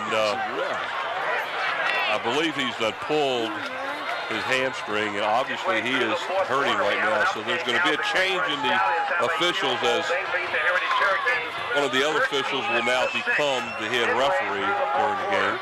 Matt Cole in to kick the extra point out of the hold of Taj Boyd. There's the snap, ball's down, kick is up long enough, and it is good. So, with a minute 40 to go here in the third quarter of play, the Phoebus Phantoms have extended their lead now by a score of 21-3 over the Warwick Raiders. There you see some of the officials here at Darling Stadium that helped to get this stadium ready and worked very, very hard. These men have been out here all day. And there's a shot of the ref who's got the pulled muscle, strained calf, something here. We're hoping he'll be able to work that out and get back out on the field, but you can see he's not real happy about it. Hurting a little bit. Mike Hauser with WHCS Channel 46 as the Phoebus band stands up to perform for the crowd. Looks like a pretty good crowd for Phoebus. I've seen bigger. And the crowd for Warwick is okay. Could be a little better, but it's a chilly night. Oh, Matt Cole in now to kick the ball off for the Phoebus Phantoms. Number 1, Lamont Williams deep for the Raiders. Great camera shot there, the opening kickoff. Our cameramen Nate Braxton, Susan Bowers, Ron Baton, and Steve Fryer doing a fabulous job for us tonight. On drive kick taken by the up man. I believe that's number 44 for the Raiders as he takes the ball at about the 25 and gets out to about the 39-yard line. Eli Jackson, I think, is who it was. Eli Jackson on the carry for the Raiders. So he brings the ball out to the 39-yard line where Warwick will take over here, 1st and 10. Looks like they did that kick on purpose. That kind of surprised me. He's got a good foot. Usually deep. Well, look who that is. Don Scharouse, our audio and chief engineer, working on Ross Carney's gear. Looks like maybe that's why we haven't heard from him in a while. Don looking like he knows what he's doing down there. Don will never forgive us for showing that the way we did. Well, we got a minute and 30 to go here in the 3rd quarter. That would make sense as to why we haven't heard from Ross if his equipment is out there. Don would be out of the truck. Some scores from around the Eastern region. What are those scores? Halftime scores, by the way. This is a very big surprise. Indian River in Division 5, Indian River 13, undefeated Lake Taylor, nothing. I'm sorry, 13-3. 13-9 now. Okay, our latest score now is 13-9. Green Run 10, Heritage nothing. That's in the 3rd. Oscar Smith and Woodside, our last report was 7-7 at the half. Tie with Oscar Smith. Okay. We have a report here. The official report is a pulled hamstring for the official. We'll see whether he gets back in the game at all tonight. Oh, nice play as Williams is sacked for a big loss. Guess who it is that sacks him? Well, it looks. Is it 51? 62. 62? That's Davenport. Dominique Davenport. Dominique Davenport and Levante Battle have just been awesome on defense for the Raiders tonight. These guys are just sticking it to. So a big loss on the play of about 10 on the play. That's going to bring up 2nd down and 20 now for the Raiders, all the way back to the 29-yard line. They've got to get to their 49 to get a 1st down. Long way to go.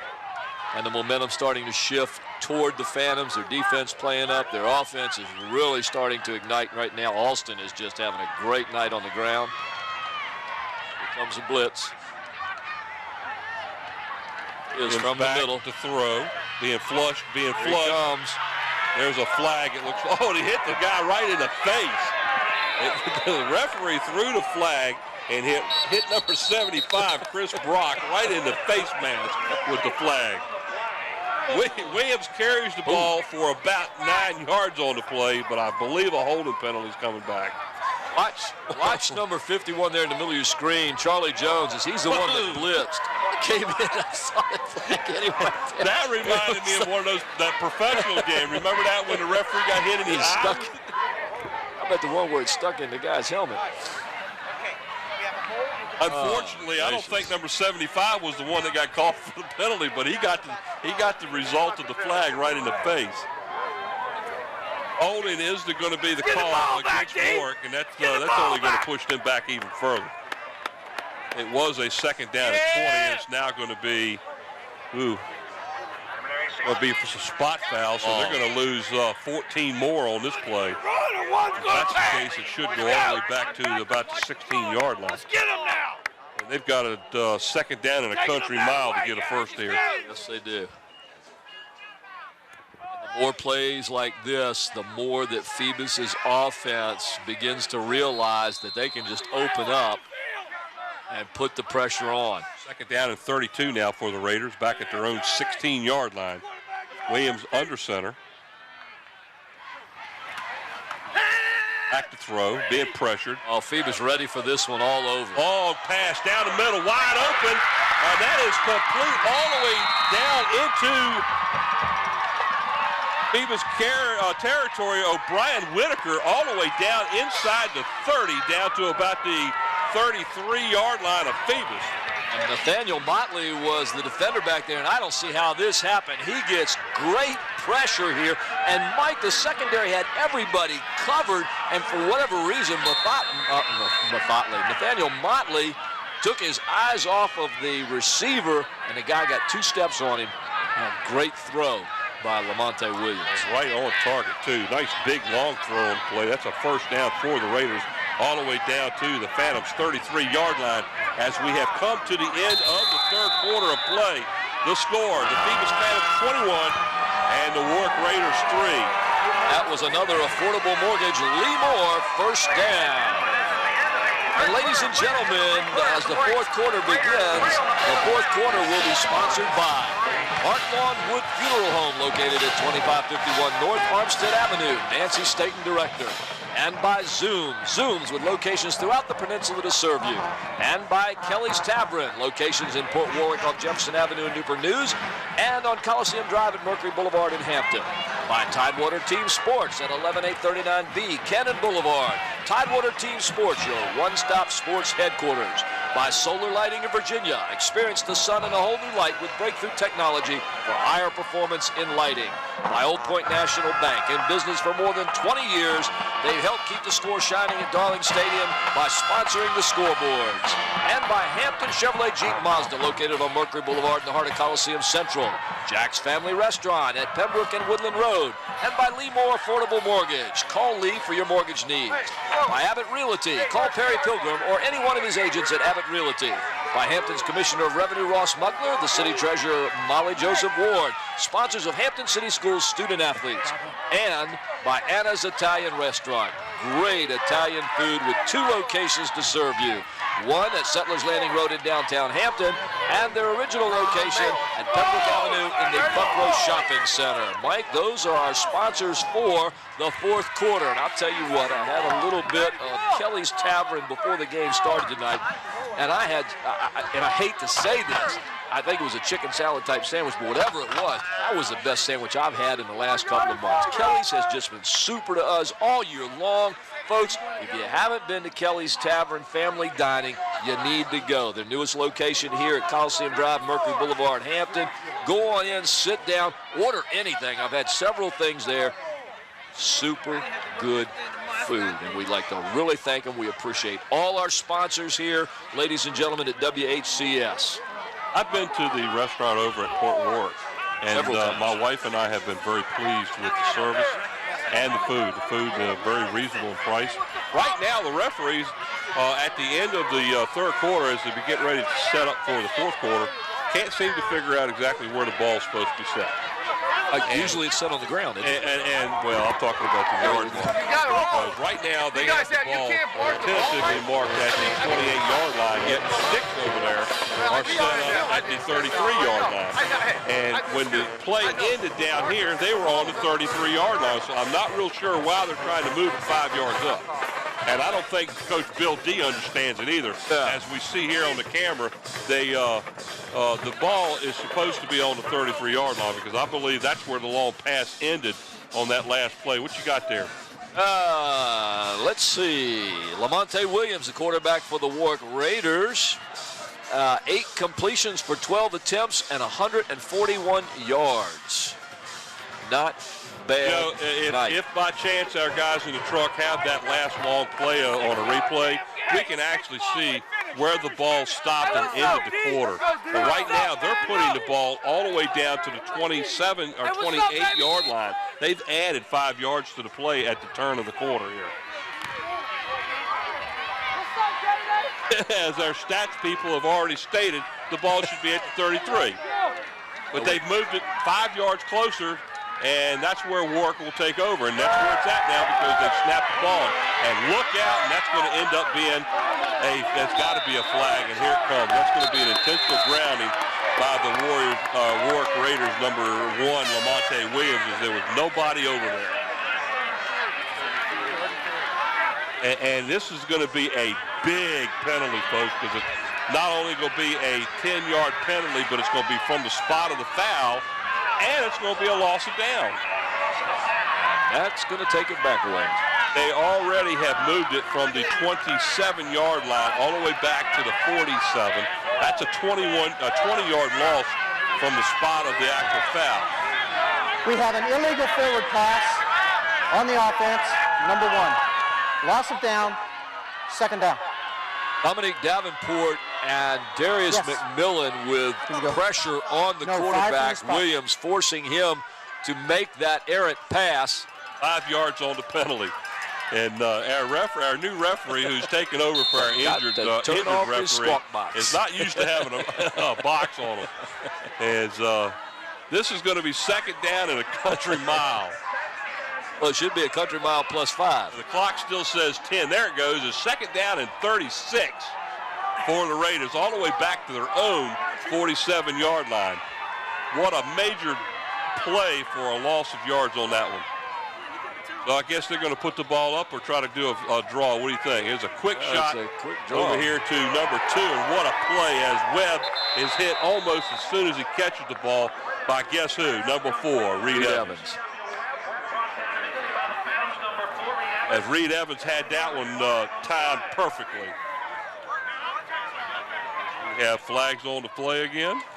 We have an illegal block in the back by the offense. Penalty is refused. Third down.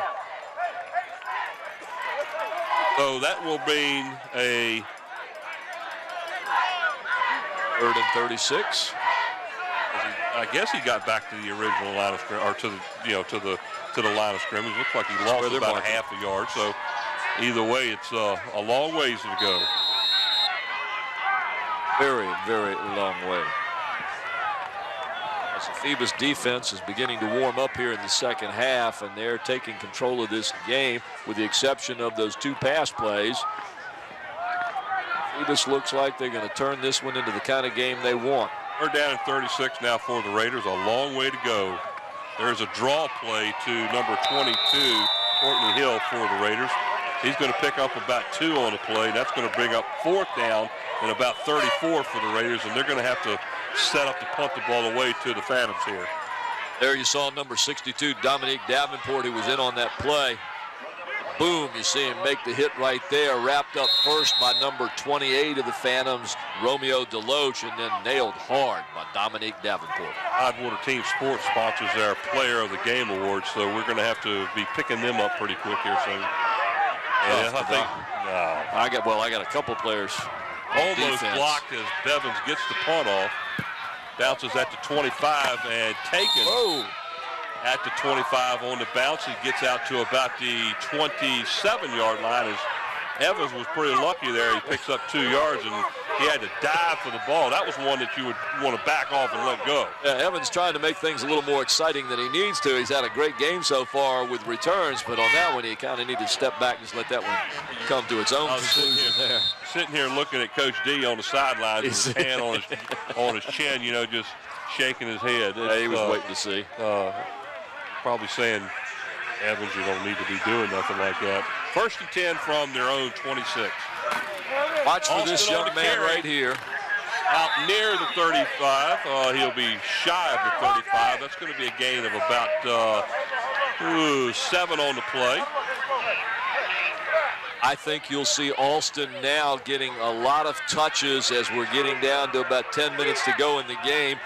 Alston has great success in the second half with over 140-some yards. And I think they're just going to put it in his hands and let him eat up the time and eat up the yardage. And that's the best thing for him to do. Getting a little hungry, are you, Mike? I'm not hungry either. I know Brent's not hungry. He's over here. He can't be hungry. He's eating. Taj Boyd on the handoff. That's the up back, number 11 for the Phantoms.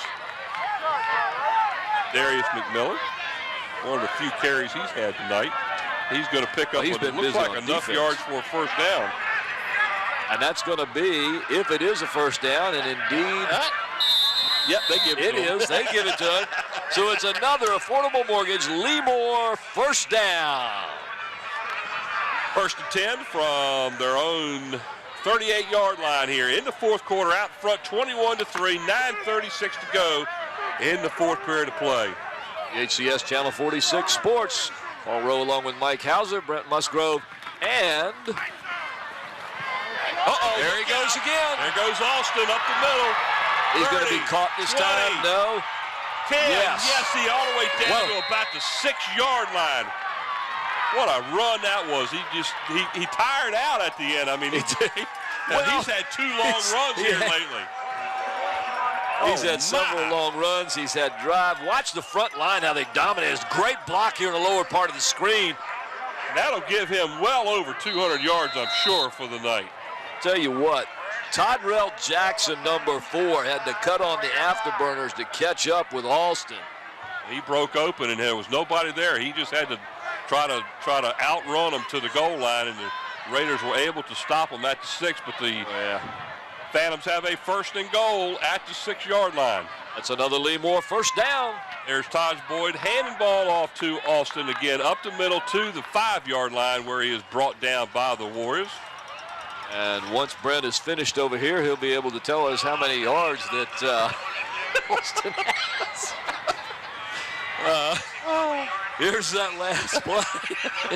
Alston gets it once again. We need to turn the camera around so they can see him over here.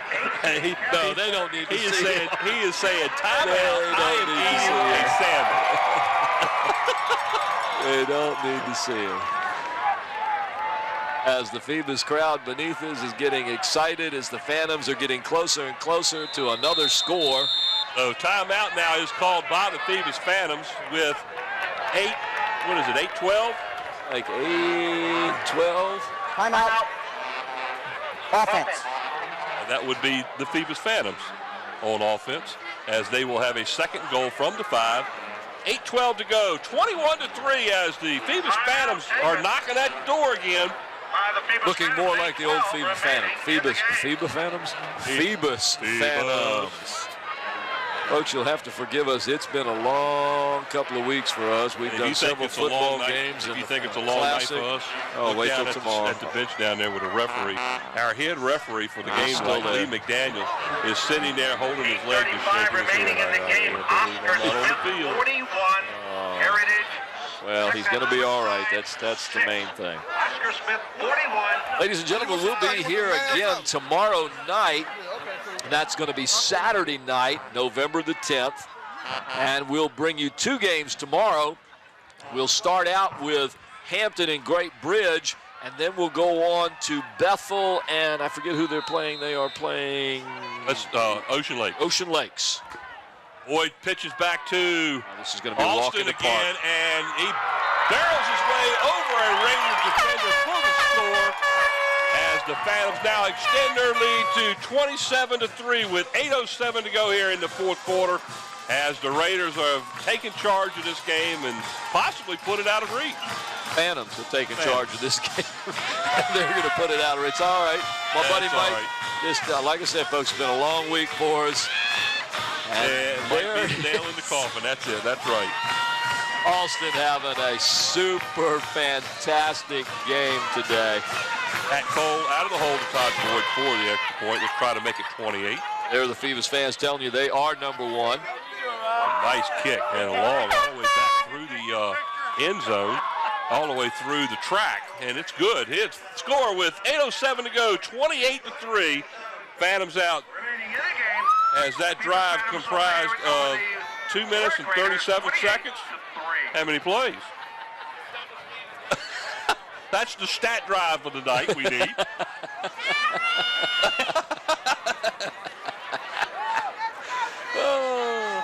We're at Darling Stadium, ladies and gentlemen, WHCS Channel 46, and there are the guys in the truck. Gene Wheeler on the backside, and that's the big boss, Scotty Bowers. There's Andy Foley, Renee Camden, and down in the corner, Don Sherrouse, who had to come out in the cold a little while ago to fix the equipment. on Ross. 2 minutes and 34 seconds on the drive. 5 plays, 73 yards, and a 5-yard run by Sean Austin. How you doing? And ladies and gentlemen, Hope everybody that has a scoring drive wonderful, statistic happy, brought to you by not Jack's happy New Family Year, but Restaurant at the Thanksgiving. corner of Pembroke Avenue and Woodland Road. There he is we again. sure See, that's him this I'm time? right. You're right. I'm right. It's the mayor. He's here. He's not out of town.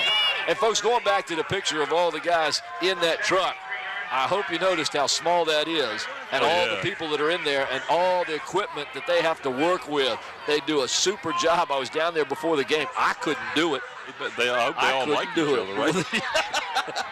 They better like each other. Uh-oh, here we go. The stat on Austin. 17 carries, 217 yards on the night for Austin. Number 44 again for the Raiders on the carry.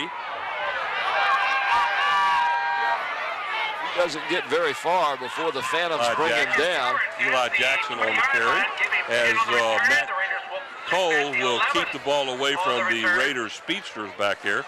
Here's a replay. 6, 7, 8, 9 yards there, maybe 10. The Raiders will take over 1st and 10 from their own 30-yard line. 8 minutes, 3 seconds in the game as you see the Old Point National Bank scoreboard, and that's one of the old ones. They're replacing it with new ones. They've got one they're going to put in both the west end and the east end of the stadium. So we'll have 2 scoreboards here, Mike. There's a picture of the new scoreboard down in the west end. Back to throw, being forced out of the pocket. He's got a lane down there to go. Doesn't have Trying to get his anybody receivers open, to though. go, and this time defensively, it looks like it was intercepted, but I'm not sure what. Got a flag on the field as well. It was Reed Evans that made the interception with a diving catch. The ball. Let's see if they're going to give it to him. Well, it's marked right there, but let's see if it was a call. Interference. Might be interference. Let's see if we can catch a look at the top of your screen in the right-hand side. Here's the throw. And they may call interference on Nathaniel Motley. Let's see what they say here. Wait, they got to tell us what it is. Interference on the defense. That's an automatic first down. And that's a Lee Moore first down from Affordable Mortgage. 5-yard penalty on the play. It gives them an automatic first down all the way to the 45-yard line. So that interception by Evans is negated by the interference penalty. 1st and 10 for the Raiders at their own 45. We are down to 7:52 to go here in the 4th quarter. The Raiders trailing the Phantoms 28-3. You see Coach D not real happy about that.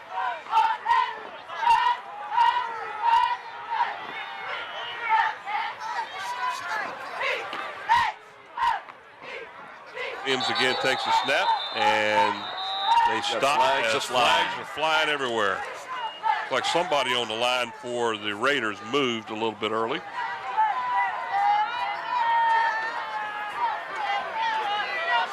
Surprised here if we can find out sometime after the game or maybe even during. We have a dead ball, false start, offense.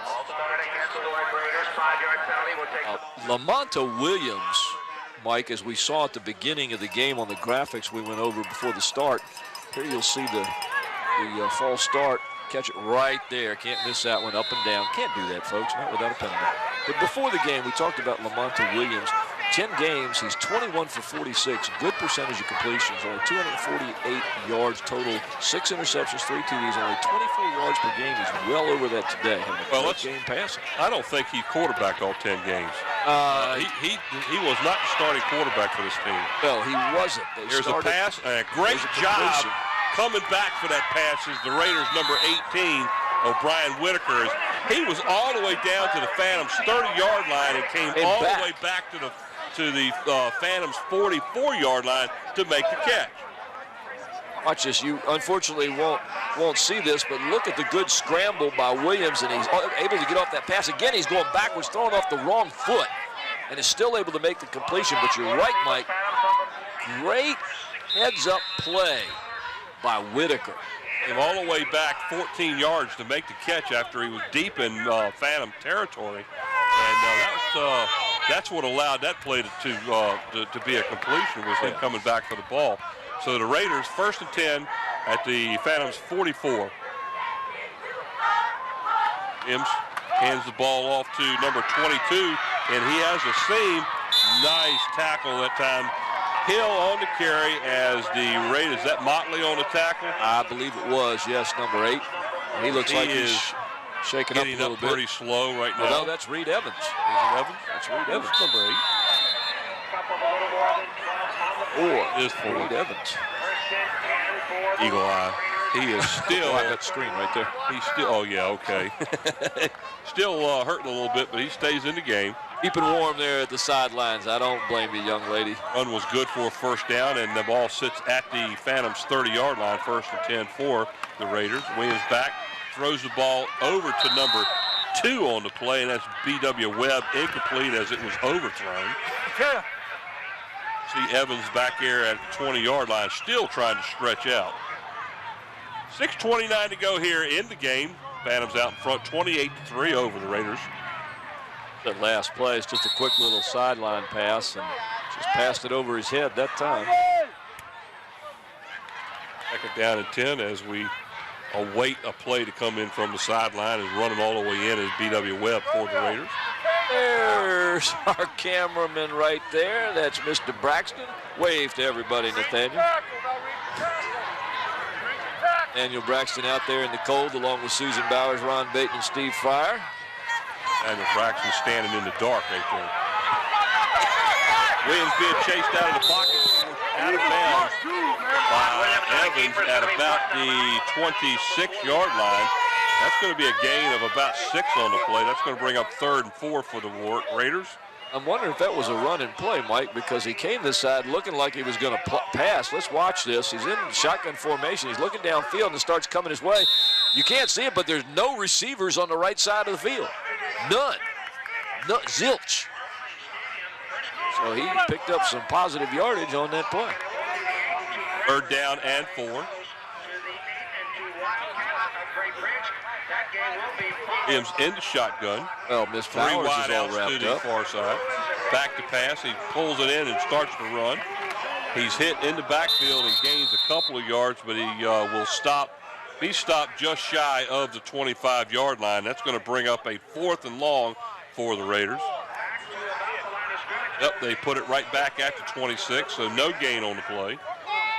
4th down and 4 for the Raiders. Not much success when Williams tries to go toward the center of the field. He's having much better success when he rolls out left or right. It's opening up lanes for him to run, and it's also giving his receivers time to get free because they're being covered pretty well by the secondary of the Phantoms.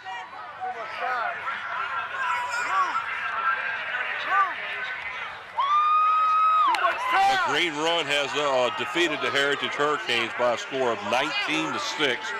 So that's one Division V school from the Peninsula District that has been eliminated tonight.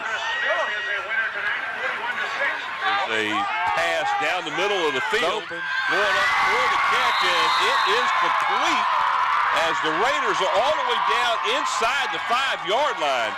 And I believe the pass was completed to number 18, O'Brien Whitaker again. That is correct, Mike. And he out-jumped the defenders.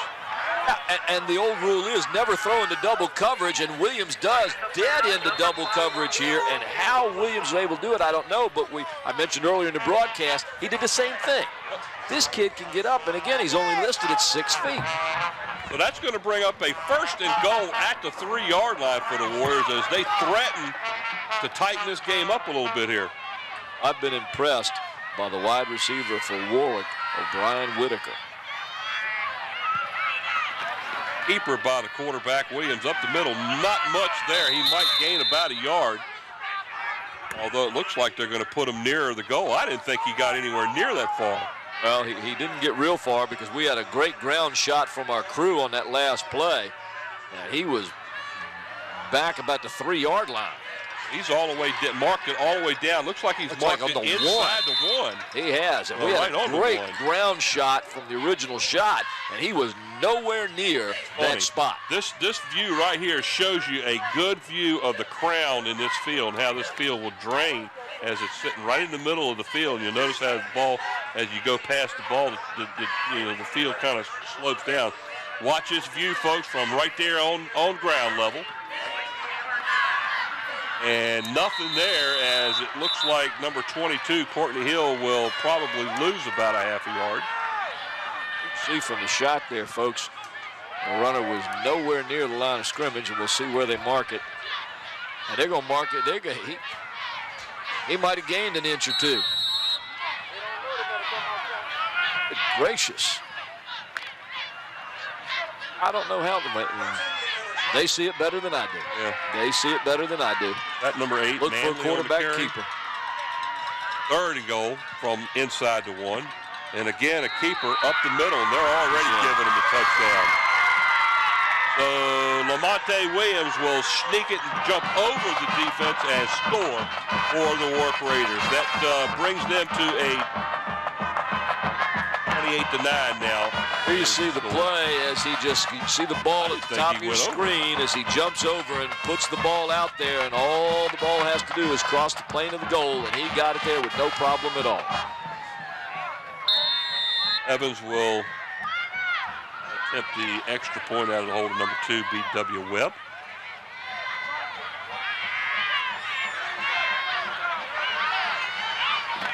That's down. Kick is blocked. And they just absolutely went through the line of scrimmage right there and blocked it. Scoring drive for the Warwick Raiders. Oh, wait a minute. This is another score. Indian River 13, Lake Taylor 9 with 50 seconds to go in the game. And there we're going to what an upset that would be. Here's that kick. You can see if we can pick out who blocks this. I don't think we'll be able to, but we'll see. Oh, look at the hand up there.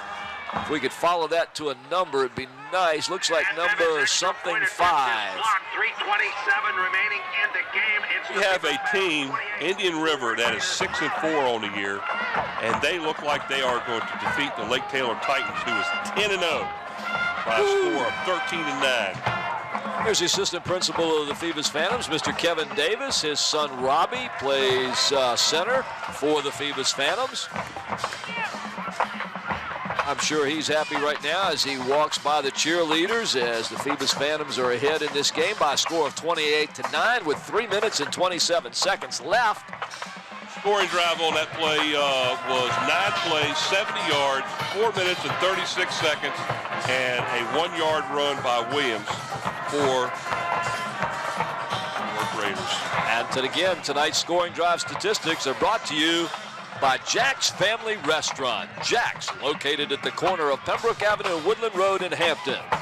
My mom used to go there and eat all the time. Well, you think we're going to see an onside kick here? As we are at 3:27 to go. The score is Phoebus 28 and Warwick 9. Well, if it was you, would you try the onside kick? Why not? I mean, what have you got to lose? Evans has teed the ball up on the far side of the 40-yard line near the far hash mark, and he just squibs it down the middle of the field again, just like he did last time. Oops. And is this Reed Evans on the carry as he gets near the 25-yard line? I thought it was. I believe it's that's number Reed 5. Evans walking to us. Was it number 5? That was Markel Wilkins on the carry there. That's who it was. So the Phantoms will take over at the 25-yard line with 3:22 to go. Watch the squib kick. Just a quick squib kick. And there is Markel on the keep as he gets the ball about 5 yards on the return out to the 25. Nice juggling out there for him to get the ball up. And we do have to pick 2 players of the game for the Phoebus Phantoms. I think it's pretty easy on both, one. Yeah. On one, it's very, very easy. Once you get the playoffs, it doesn't matter. Oh. And there goes that young man again, number 22, Sean Alston, adding more yardage to his 200-some yards. He had 217 yards earlier, and I'm sure that he's over 2:20 at this point. Right now, it is a first or second down and 3 for the Phantoms as we decide right now who our players of the games are.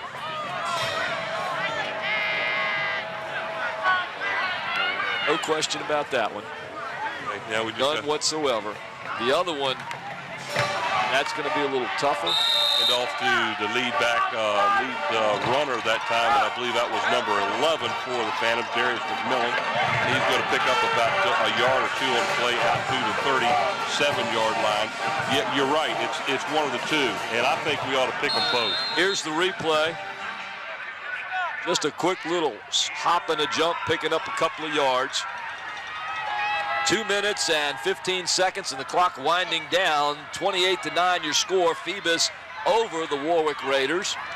You're watching the first round game of the regional tournament here from Darling Stadium, brought to you by WHCS Channel 46. Whoop, a little bobble in the backfield there by Taj Boyd. He picks it up quickly and gets a few yards out of that play. Looked like he was going to pop that one up in there.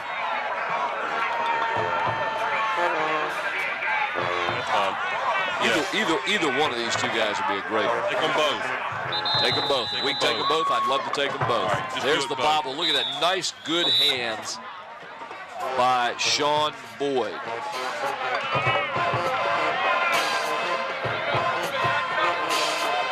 This looks like a timeout has been called. We're at 1:55 to go. The Phoebus Phantoms out in front, 28-9, here in quarterfinal action of the Eastern Region football playoffs.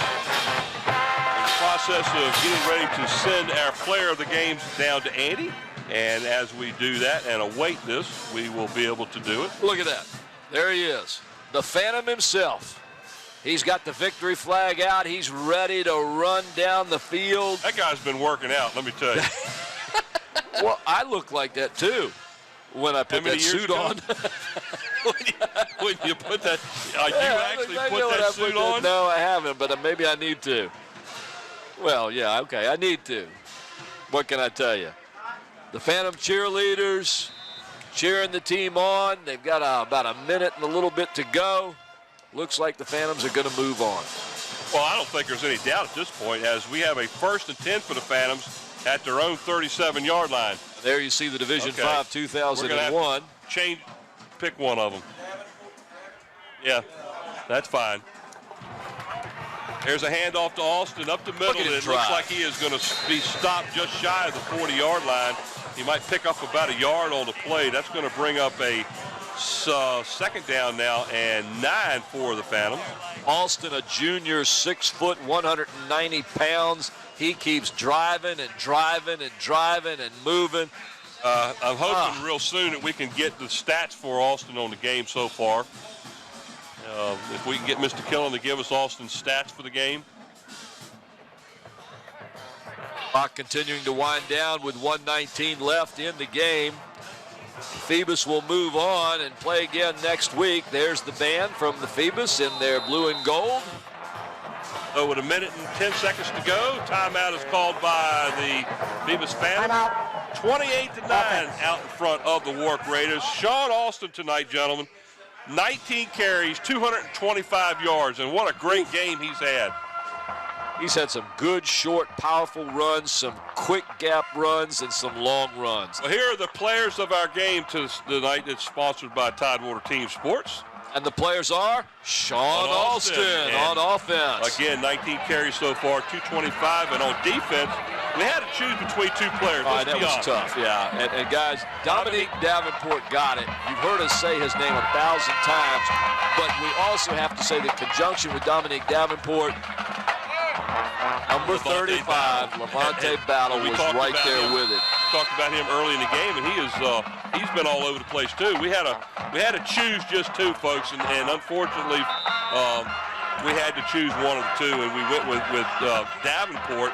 But equally as well as Davenport played today was Levante Battle. Gentlemen, both of you played a super game, and you can play on my team anytime, that's for sure. 3rd down and 1 now as Boyd has stopped about a yard shy of the first down. Ball sits at their own 46-yard line as the clock continues to run down to 41 seconds to go. And 28-9 now out in front. And let's see if he takes a knee or if he just goes ahead and runs it. He hands the ball off to Alston. Comes to the near side, first down, as he carries the ball all the way down to about the 43-yard line is where they're going to mark it. That's going to be a gain of another 11 yards on the play. So that gives him 20 carries for 236 yards. Coach for Warwick taking off his headgear. Here's that last play. If he could get by this corner here, he would pick up another 10 yards on that play.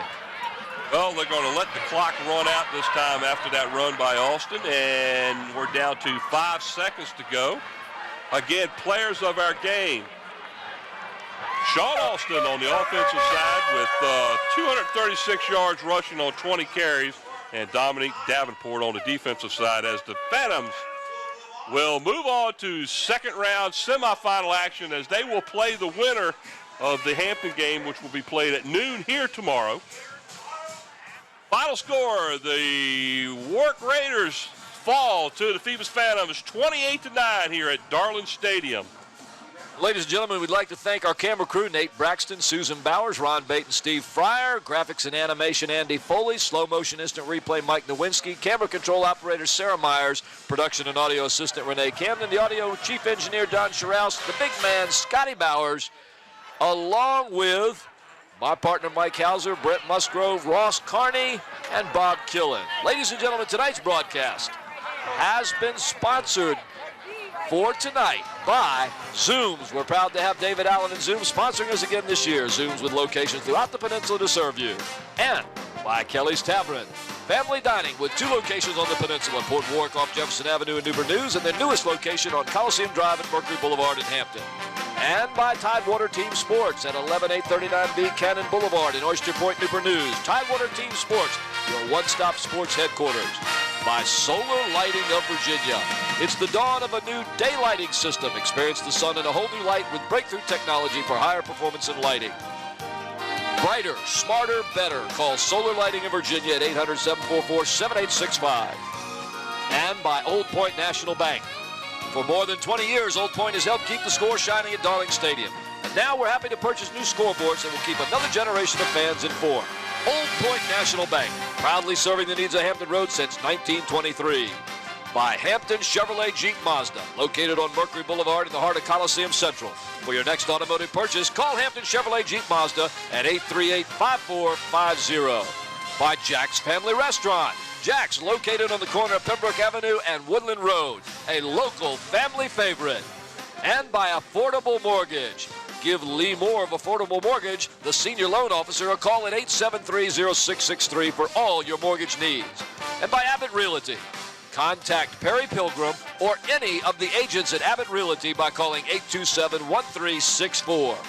By Hampton's Commissioner of Revenue, Ross Mugler, and the City Treasurer, Molly Joseph Ward. Proud sponsors of Hampton City Schools student athletes.